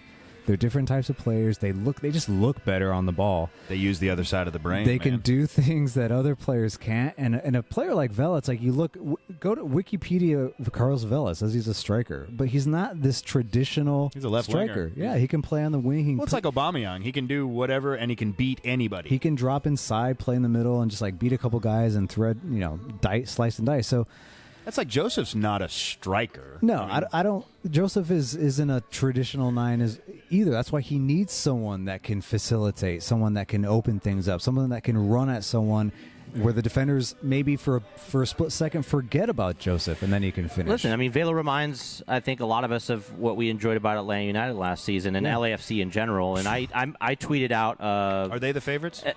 Yeah, Supporters Shield for sure, at least. Yeah. I think playoffs, who knows, but because we know that they have defensive weaknesses, and I don't know if they're a playoff team and yet. It's a one LAFC. win. I don't know if they're still. I think it's too early to say for that. We're 20% into the season. If they keep at this, they're gonna blow away in terms of Supporters Shield. Yeah, and I think what it said. What does it say about MLS? Where I think we understand and where this league is currently. Like, yes, the sport is growing. The quality in the league isn't great right now. Is the East as bad as it looks right now, or like, is it flipped the script that much? Because last year it was some of it. Let's look at the West burn. Yeah, exactly. Like, but some of it is like the 5 seed made it to MLS Cup final. Yeah, right. and we don't know. Like, playoffs happen, and now the single elimination, like anything can happen. But LAFC, as Seattle fans would say, wait till August. What does it say? What's happening? What does it say about MLS? Let's say LAFC wins MLS Cup this year. Right. What does it say about MLS where the team parity, bro? Two-year-old teams win the league. Owners that give a shit actually win. Exactly. And the teams that you mentioned before, Nashville, Austin, Miami, they're like, see, this is what we have to do. And that's why they're willing to play $200 million, because these owners were like, we will, but you better, once you put your $200 million down, you better continue to put money down. That's also why you're hearing names like Julian Lopetegui and Asier Garamendi, like these names from La Liga coming over. You saw what Jorge Mas said. Like, I tweeted the thread. It's like he was very adamant. He's like, I'm down to two coaches. If everyone will know who they are. Yeah. If you win, Mourinho and Lopetegui. If you win, they will come. Two guys that have, this is his quote, that have been ultra successful at the international level, and he said, and they have. Jurgen Klinsmann. Please no. Roberto Mancini. Please no. So please no. As you know, I'm pretty self-deprecating. It's how I deal with failure. So you're a Bruce Arena guy? Is that what you're saying? and so I'm a Bob Bradley guy. Bob Bradley should have stayed. I made a tweet, and because I really am not, because at Swansea, he should have stayed at Swansea. Because Matt Doyle's a scoundrel. Of course, anything I tweet that's like taking a dig at our own fandom, and kind of deflating our ego a little bit, right? I took a video. So after the FC Dallas game, they tweeted a video trolling Breck Shea, which is one of their own. So trolling Breck Shea, showing Frank de Boer's face, Breck Shea's face, and then showing them, hugging, winning goal celebrations. And then it shows at the very end, zoom in of all the fans leaving, right? In the 89th minute or whatever. DTID. So I took that part of it, and then I tweeted, I said, Atlanta United fans leaving early to watch highlights of Vela. But it's kind of true. Because who I'd rather 420 Fest, bro. I'm sorry, I would rather watch LAFC any day of the week right now than watch my own team, and that's what's frustrating. And I think that's why fans are walking out, because we were promised we'll lose 4-3, or we'll win matches 4-3. While 1% of MLS, while 1% of the hardcore MLS use this as for great reason to troll us as plastic fans and whatever they want to do. In reality, everybody knows it's a percentages game, and if you've ever watched a Manchester United game or Barcelona game, you've seen the same thing happen. Right. Real Madrid, you're dealing with when you have 45,000 to 70,000 people. In Spain, they take out the handkerchief. That's when you know. Right. The I watched Arsenal players get told you're not fit to wear the shirt. Yeah. I mean, come on. But the MLS fans isn't there yet. The funny thing is that will never go. I remember when we were doing so well last season. People forget. I remember when we were shutting teams out so early that the fans were leaving at the 85th minute to go beat traffic because they're like, "Great, we already have 3 goals. I'm out of here." 7-0 against New England was empty we knew we would hold 5-0 against LAFC. They knew we would hold on to the lead That's because that's how powerful, consistent we were. Yeah. And we weren't super consistent. We still had our games against FC Dallas and Toronto and all these things and Houston, whatever. But at the same time, there was a faith and a trust built in the fandom. So don't tell. I mean, I've seen it happen when we've won. It's part of being a large fan base where you have thousands of fans every day. There's still thousands of fans in that stadium every match that have never been to a match before outside of LA. Sure. So I'm not concerned about that. It's a fun talking point and say, look at how empty it is, and this is an issue. If you look at photos of the supporter section in stoppage time, there were hardly any seats empty, and that actually surprised me because the first 2 seasons, it was largely 50% casual fans because it was the cheapest tickets and people didn't know what the supporter section was. Right. And for the first 2 seasons, you're dealing with people that are like, "What's going on here? Why is there beer? My flags are in my way," and all that sort of stuff. Right now, hey, I was surprised. You showed the picture of the FC Dallas match. 95% of the fans were still there in the supporters, and that's what matters, guys. It doesn't matter what the rest of the bowl is doing. Right. If your supporter section's clearing out, then we have problems. Well, and I'm in 135 right next to the supporters section, yeah. So we were basically still full as well. There were people that left, but Sweetwater 420 Fest was right next door. It was terrible weather. 4 o'clock in the afternoon on Saturday, Easter, whatever. Easter weekend. Excuses, or I'm not trying to make Conti excuses. Says, not excuses. People reasons. fucking left a bad performance. People left a bad performance, and it wasn't the first. This wasn't. This time last year we were 4-1-1. We had just housed LAFC. We had literally we were sitting on 13 points after 18 instead of 5. That you cannot fault the fans for showing. I'm not going to say contempt, but anger at what they perceive to be shitty performances. Let's talk about this because, I mean, we talked about this when the booing happened, right? I said, I don't care if you boo. It's just not my thing because you said if we boo, we can't be friends, Jay. Come on. It was a great tweet. It got a lot of engagement. Amazing. I got a lot of engagement on that tweet. Very tongue in cheek, though, right? Like, of course. And because I don't care. Do what you want to do. But where we really have to be concerned is if it gets to the point where supporter sections start meeting in back rooms and saying, let's come up with a chant or whatever. We're going to chant. We're going to agree to say Frank de Boer out or stuff like that. Then I'll be really concerned. But concerned with what? Concerned that the team has we have such faith in Darren Eales and the thing is just because if it got to a point, let's say theoretically it got to the point at game 15 where the supporter section decided, this is all theoretical by the way, no truth behind this, no facts. There's no reason for me to believe this is what happened. Yeah. But let's say it gets to the point where you have banners. We've seen it as Arsenal fans, Wenger out, whatever. Yeah. We've seen it in other sports. If it gets to that point, my concern at that point is number one is not is Frank de Boer a bad coach? That's actually not the first thing I think about. The first thing I think about is, do Darren Eales and Carlos Buchanan actually know what they're doing? If we get to that state where it's that bad, I'm starting to go, where's the bigger issue? There's more to it. Where was the decision making? Where did it start to go? Because that's where you go in the spiral of where did it go wrong? Recruitment. Why did we let Garza go? Why do we? All these things we're starting to kind of talk on the periphery. Where, sure, losing to FC Dallas is not a reason to say, well, necessarily bring McCann back and that will fix it. But these types of things are going to start being raised, and more questions are going to start being raised, and especially if it's something that happens before the transfer window. The second thing I worry about is has he lost the locker room? Or because elements to me, of it. I could care less if they're chanting or what the fans think. Right. If the players have faith in the coach, that's all I care about. Yeah. Yeah, I mean, I think right now... And you're going to be one of the people on the front line to kind of have a pulse if it ever gets to that point. So I think the stories would start coming out well before it gets to that point I anyways. think right now the locker room like I wrote in the piece, like despite the narrative of progress and everyone saying, hey, we're playing better, it was a very, I said sober in the article. It's a sober locker room. There's little small talk. There's no music playing. No one was spinning themselves into was thinking, satisfied with, right. hey, we created a bunch of chances and we lost. It was not a happy locker room. And so that's the thing. Your coach could be Vicente del Bosque. You could be the winningest coach in European history, and you start losing games. The players, it affects them, and that is the danger. And I think that's what Joseph talked about. Like when you lose that mentality, that's where you lose faith in your teammates, in the system. That's where you see the fissures and the factions start to form. Yeah, in the manager. Like even if everyone's working their asses off, you're not getting the results. People start to check out, and so that's the danger. For Atlanta United, that's why I wrote. They're on the precipice of panic. But on the positive people start side, pressing their own personal panic buttons. That's where you start to lose. We've seen now we're dealing with a different coach, a coach who's been there for a long time in Seattle. Like, well, not a long time, but he's been there for a while. So it's a different situation. Last season with Seattle, right?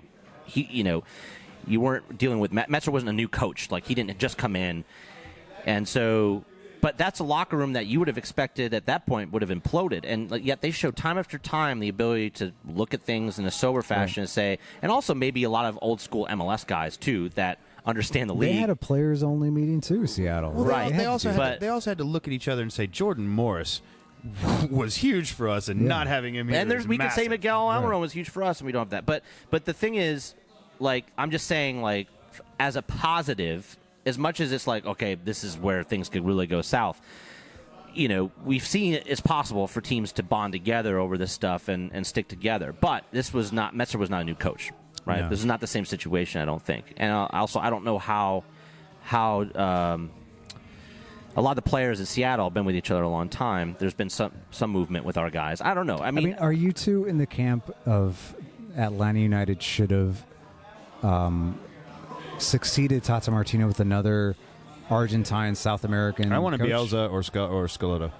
I was all in for that. But at the same time, being Dutch and wearing the Dutch lion, like I know what Frank de Boer was, but Frank de Boer from the Johan Cruyff school or Frank de Boer from the Louis van Gaal school, those are two very different people. So I feel like we're getting 100% Louis van Gaal, and that scares the ever-loving shit out of me because you're taking an attacking team and you're neutering them.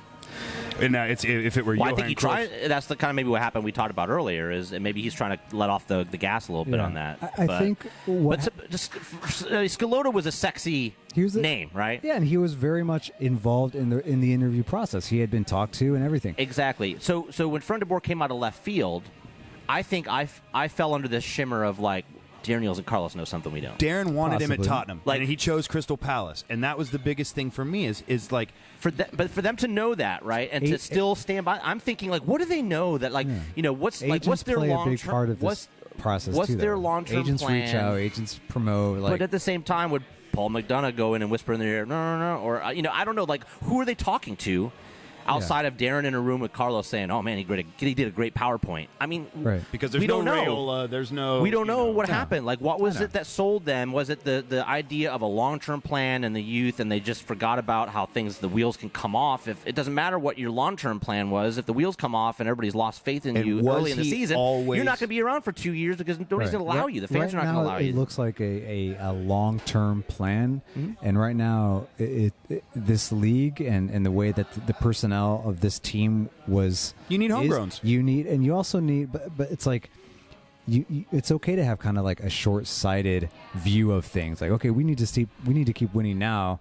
What will allow us to do that? Like, Atlanta United doesn't have the academy yet, really. The homegrowns and the two. We also don't have a fan base that is used to a decade of mongering around into the middle of the table and barely making the playoffs. And our expectations are totally different. But look at what that does to like a team like Chicago. You know what I mean? Like look at what it's done to that fan base when you muddle around and you focus on. Yeah, I mean, like Dallas has had some success. They're an outlier. They're an outlier because they can do the homegrown and academy thing. And but also look at Toronto. I mean, Toronto still has the highest paid or one of the highest paid players in the league. But at the same time, when they were struggling last season, you didn't see their fan base like completely panicking. When do Canadians panic over anything? Here's the thing: Atlanta reset.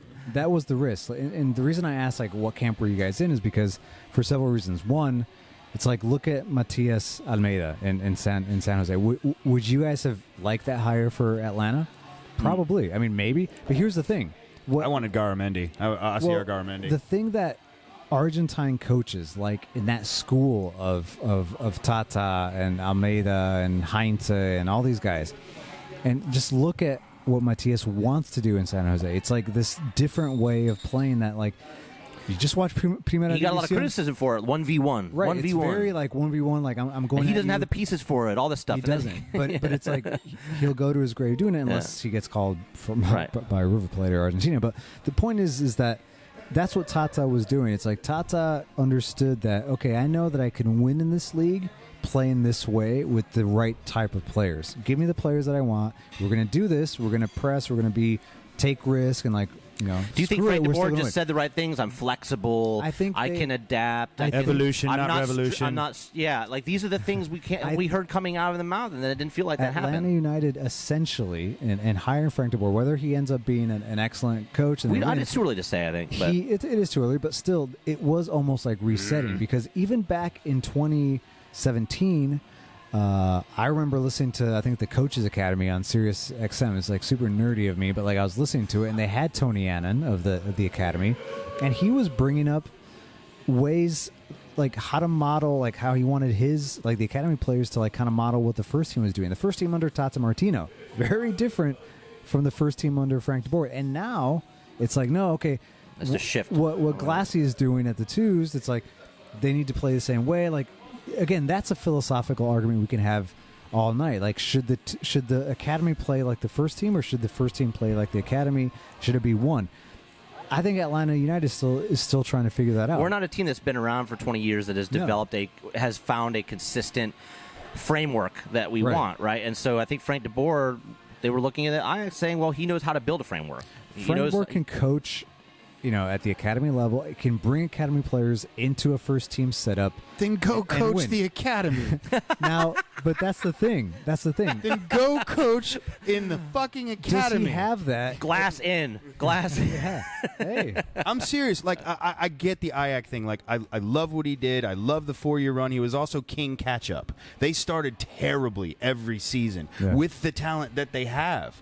You know, with the Ericssons and the Alderweireld's. Devin, this is good. This means that we're going to resurrect. Well, possibly. I mean, maybe, but we're also not the Yankees of our league. Right. Like Ajax is the Yankees of the Eredivisie. Yeah. You know, so the thing about this is you don't have time to catch up because you're going to get like. I think we have time. You drop points in this against league Colorado. It's all alarms blaring. But for if you want the Supporters Shield. Yeah, we're losing ground. Which should matter. And the fans need to understand that the Supporters Shield, in every other sense of the word, in every other league in the world, is the trophy. Right. Yeah.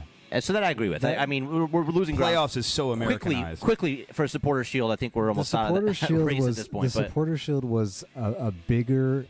At one point last season was a much bigger and higher objective than the MLS Cup. Yep. Than MLS Cup for I said it in a thing. It was a crapshoot. Isn't it always the big objective once the team realizes they may actually get close to getting it? Because you played 34 matches. Then everybody talks a big game. They're like, "Oh yeah, Supporters Shield is definitely the most important thing." Honestly, when you're like points away from getting it. If this were before you choke in Toronto, if there weren't playoffs and all that.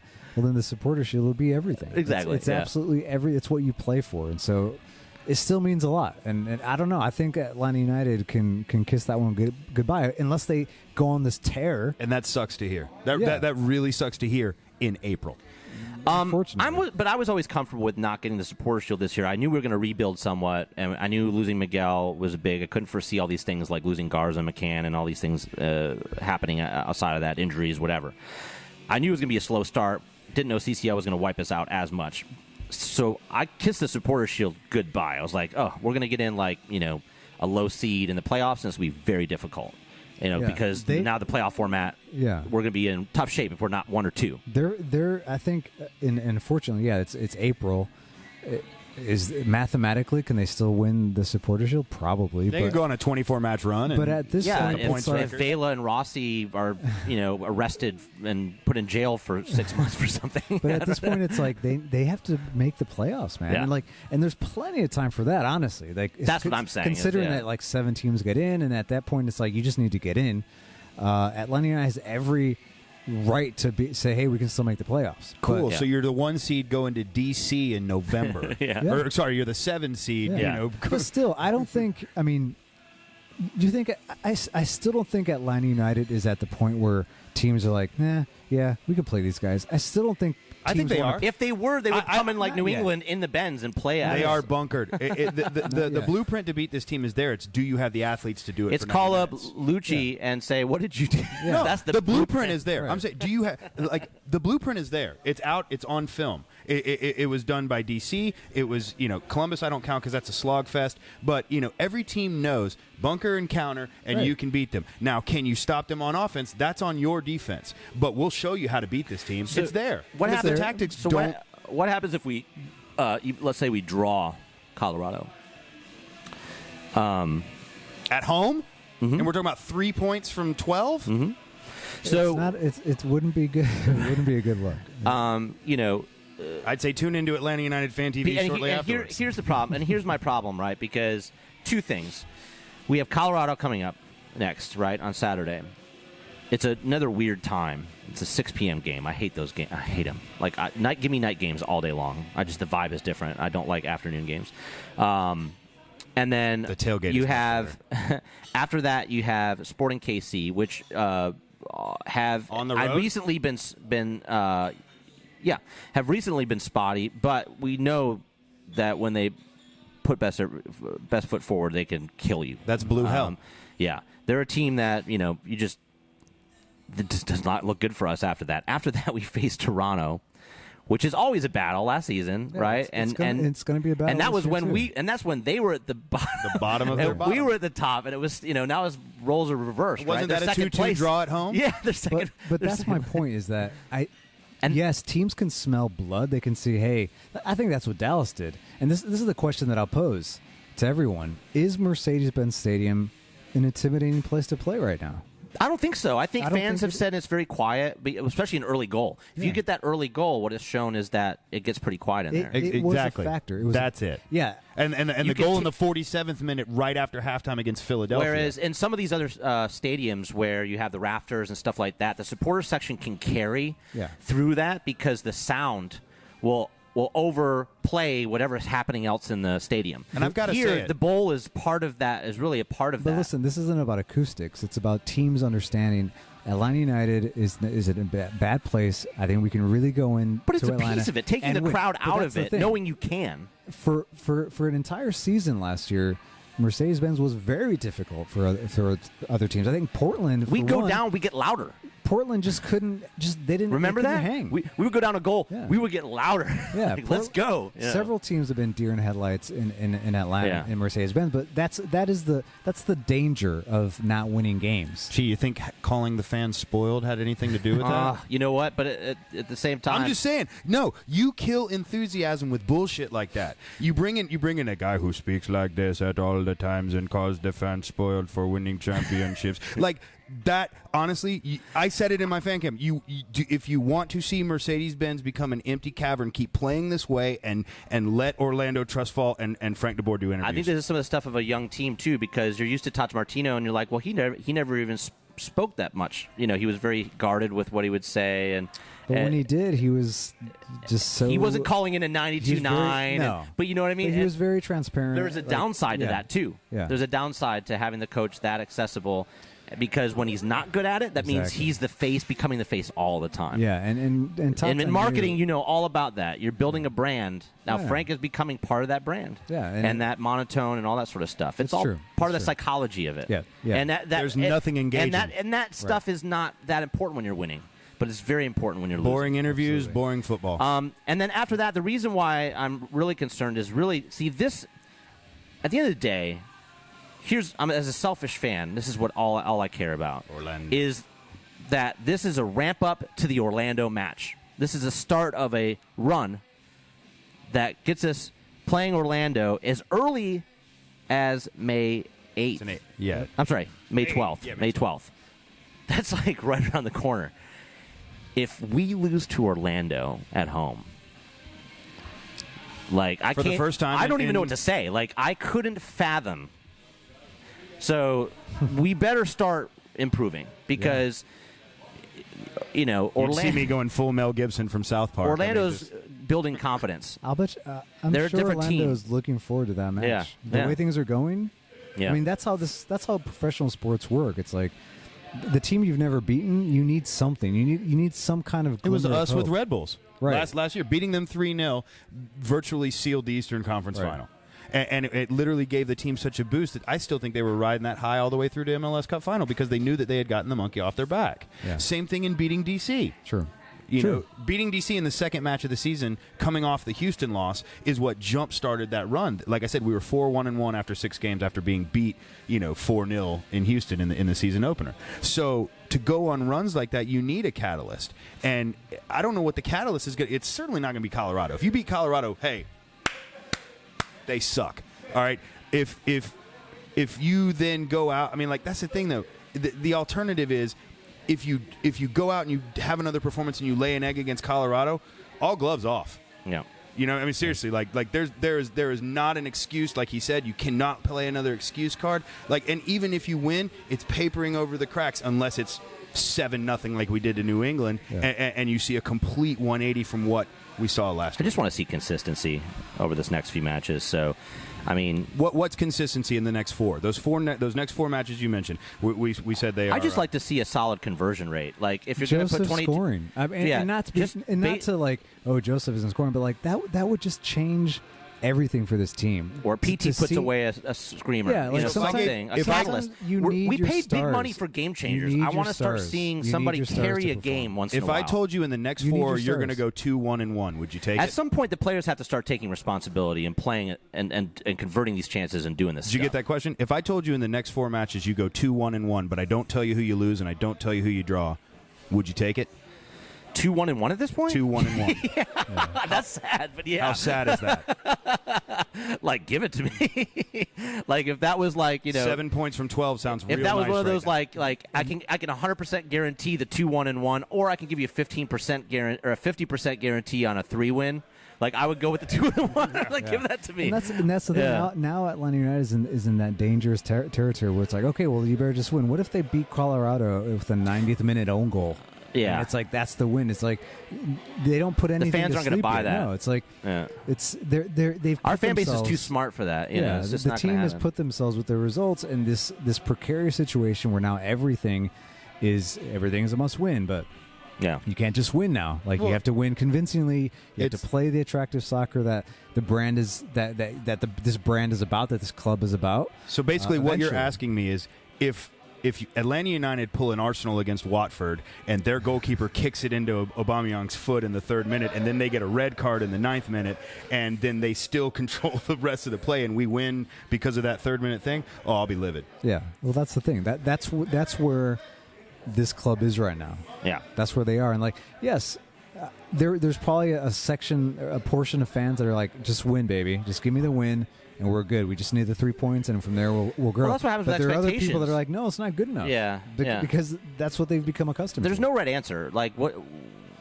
for the guy that, like, I'll take one win and then, that buys us some time. Great. That's not a wrong answer to me. That's how you feel. And then some people, like we're talking, we want to see consistency. We want to see that continued improvement. So, Hold on, real quick. The '98 Falcons went to the Super Bowl at 14-2. The '99 Falcons went 5-11. So, like, I don't want to make that comparison for Atlanta sports. I just but don't that's want to what make I NFL see. comparisons. Well, ever at all, again. but okay, or I mean, there's just so many comparisons of Atlanta sport. The 60-win Hawks team that then becomes the 24-win Hawks team. I'm so tired of seeing the peak of the mountain and then just going, screw it. I don't need to hike down. I'm just going to jump off. The day we start seeing Braves Tiger Woods memes migrate into Atlanta United Twitter, we know we're in trouble. True. So guys, some Tiger de Boer. This is a great topic here as we transition. This has been a long podcast, but I think there's a lot to talk about and unpack. A spirited podcast. Yeah, Much I like it. The training session. I saw Yeah. today. But we have an upcoming event. We alluded to it when we talked about the Soccer Over There fundraiser the other day with Jessica. She is on Team Columbia for ATL Nations I am Cup. on Team Columbia as well. Felipe I will be is playing. also on the Loaded. You guys raised like $10,000 or something like that. outrageous. I've been terrible. I'm the worst fundraiser. Yeah, ever, you don't but- show up to fundraisers. You don't raise money. You just come in. You're the guy that comes in. Someone made empanadas. You take it. You stop in. You say hi, and then you're like, "Can I take some of these to go?" I'll write about it in the Athletic for you guys. Exactly. And they're like, "Where'd do a Felipe go?" feature on I don't know, empanadas. but there's like 7 less empanadas now. So, all right. So that's if you're interested, that's at Grady Stadium in Midtown Atlanta, and you can go to soccerstreets.org and find out and see all the teams listed there. If you want to donate to Team Columbia, then you can go there and do that as well. It's from 10 a.m. to 3 p.m. on Sunday.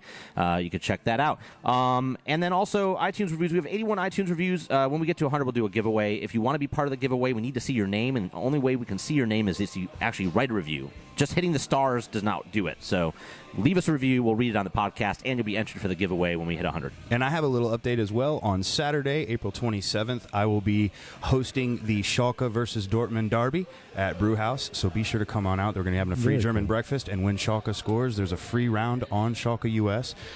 So if you're following me on Twitter at Devon for Real, there's a sign up for it. Let us know if you're going to be coming out and support the Bundesliga. Yes, and Tanner will be there as well, right? Yes, sir. Also coming up with Unrelegated and Late Night at Fan TV, Devon, Tanner, myself, Jessica, I believe, as well, and her husband. We will all be in New York City in May for the Red Bulls match, or New Yes, Jersey as sir. well. We'll be in both. Mostly we're going to stay in Manhattan and then only go to New Jersey when we really have to. But that trek to Harrison. yeah, so we have all sorts of stuff planned for that.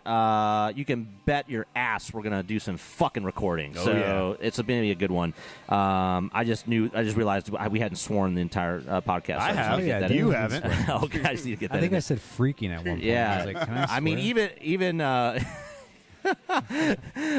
even Ricky Bevington said shit, Felipe. Oh, okay. I think So I said- well, I if said Georgia Public ass. Broadcasting can say shit. And then just as a final rundown, where can they find you again, Devon? At Devon, DEVON, the number 4 REAL, Devon for Real on Twitter and Instagram. And you can also check out Atlanta United Fan TV at Atlanta United Fan TV on Instagram and ATLUTD Fan TV on Twitter. And then Felipe, where we can find you and The Athletic and all that fun stuff. Follow me at Felipe CAR at Felipe Carr, and then make sure you follow the Athletic Soccer at the Athletic SCCR. Because Cardenas And was too many characters, man. There's a lot of Felipe Cardenas out there. And guys, subscribe. Come on. Yeah, and Felipe, Absolutely. you're missing out because we're going to go to Breeze's and have some empanadas when we're up there at man. Rebels. Well, maybe, I mean, I'd bring some back, but that'd be kind of weird. They might be old by then. I don't want that. So I wouldn't do that. Although we get our own at the tailgate now. So did you see that at the I saw tailgate? that. Yeah, I'm we gonna have have like to a make my whole way down there. empanada mafia that's like starting to get You together. just gave him a name. Yeah, I did. Maybe La I did. Empanada. Yeah. So, guys, like, subscribe, and share this episode if you're watching us on Atlanta United Fan TV. Thank you again if you're still listening on all the podcatchers. We appreciate you. Find us at Unreal ATL on all the social media. You can find me at JAY_Riddle on Twitter. Kelly's at the Kelly Francis on all the social media. And Jessica is at Jessica ATLUTD on Twitter. Thanks, guys. And, we'll hang in there. We'll see you. We'll talk to you after the Colorado match, and then we'll maybe cry a little bit, or maybe we'll rejoice. I don't know. We'll maybe do another hour and a half podcast if we lose That Colorado. sounds like awesome. Peace out, guys.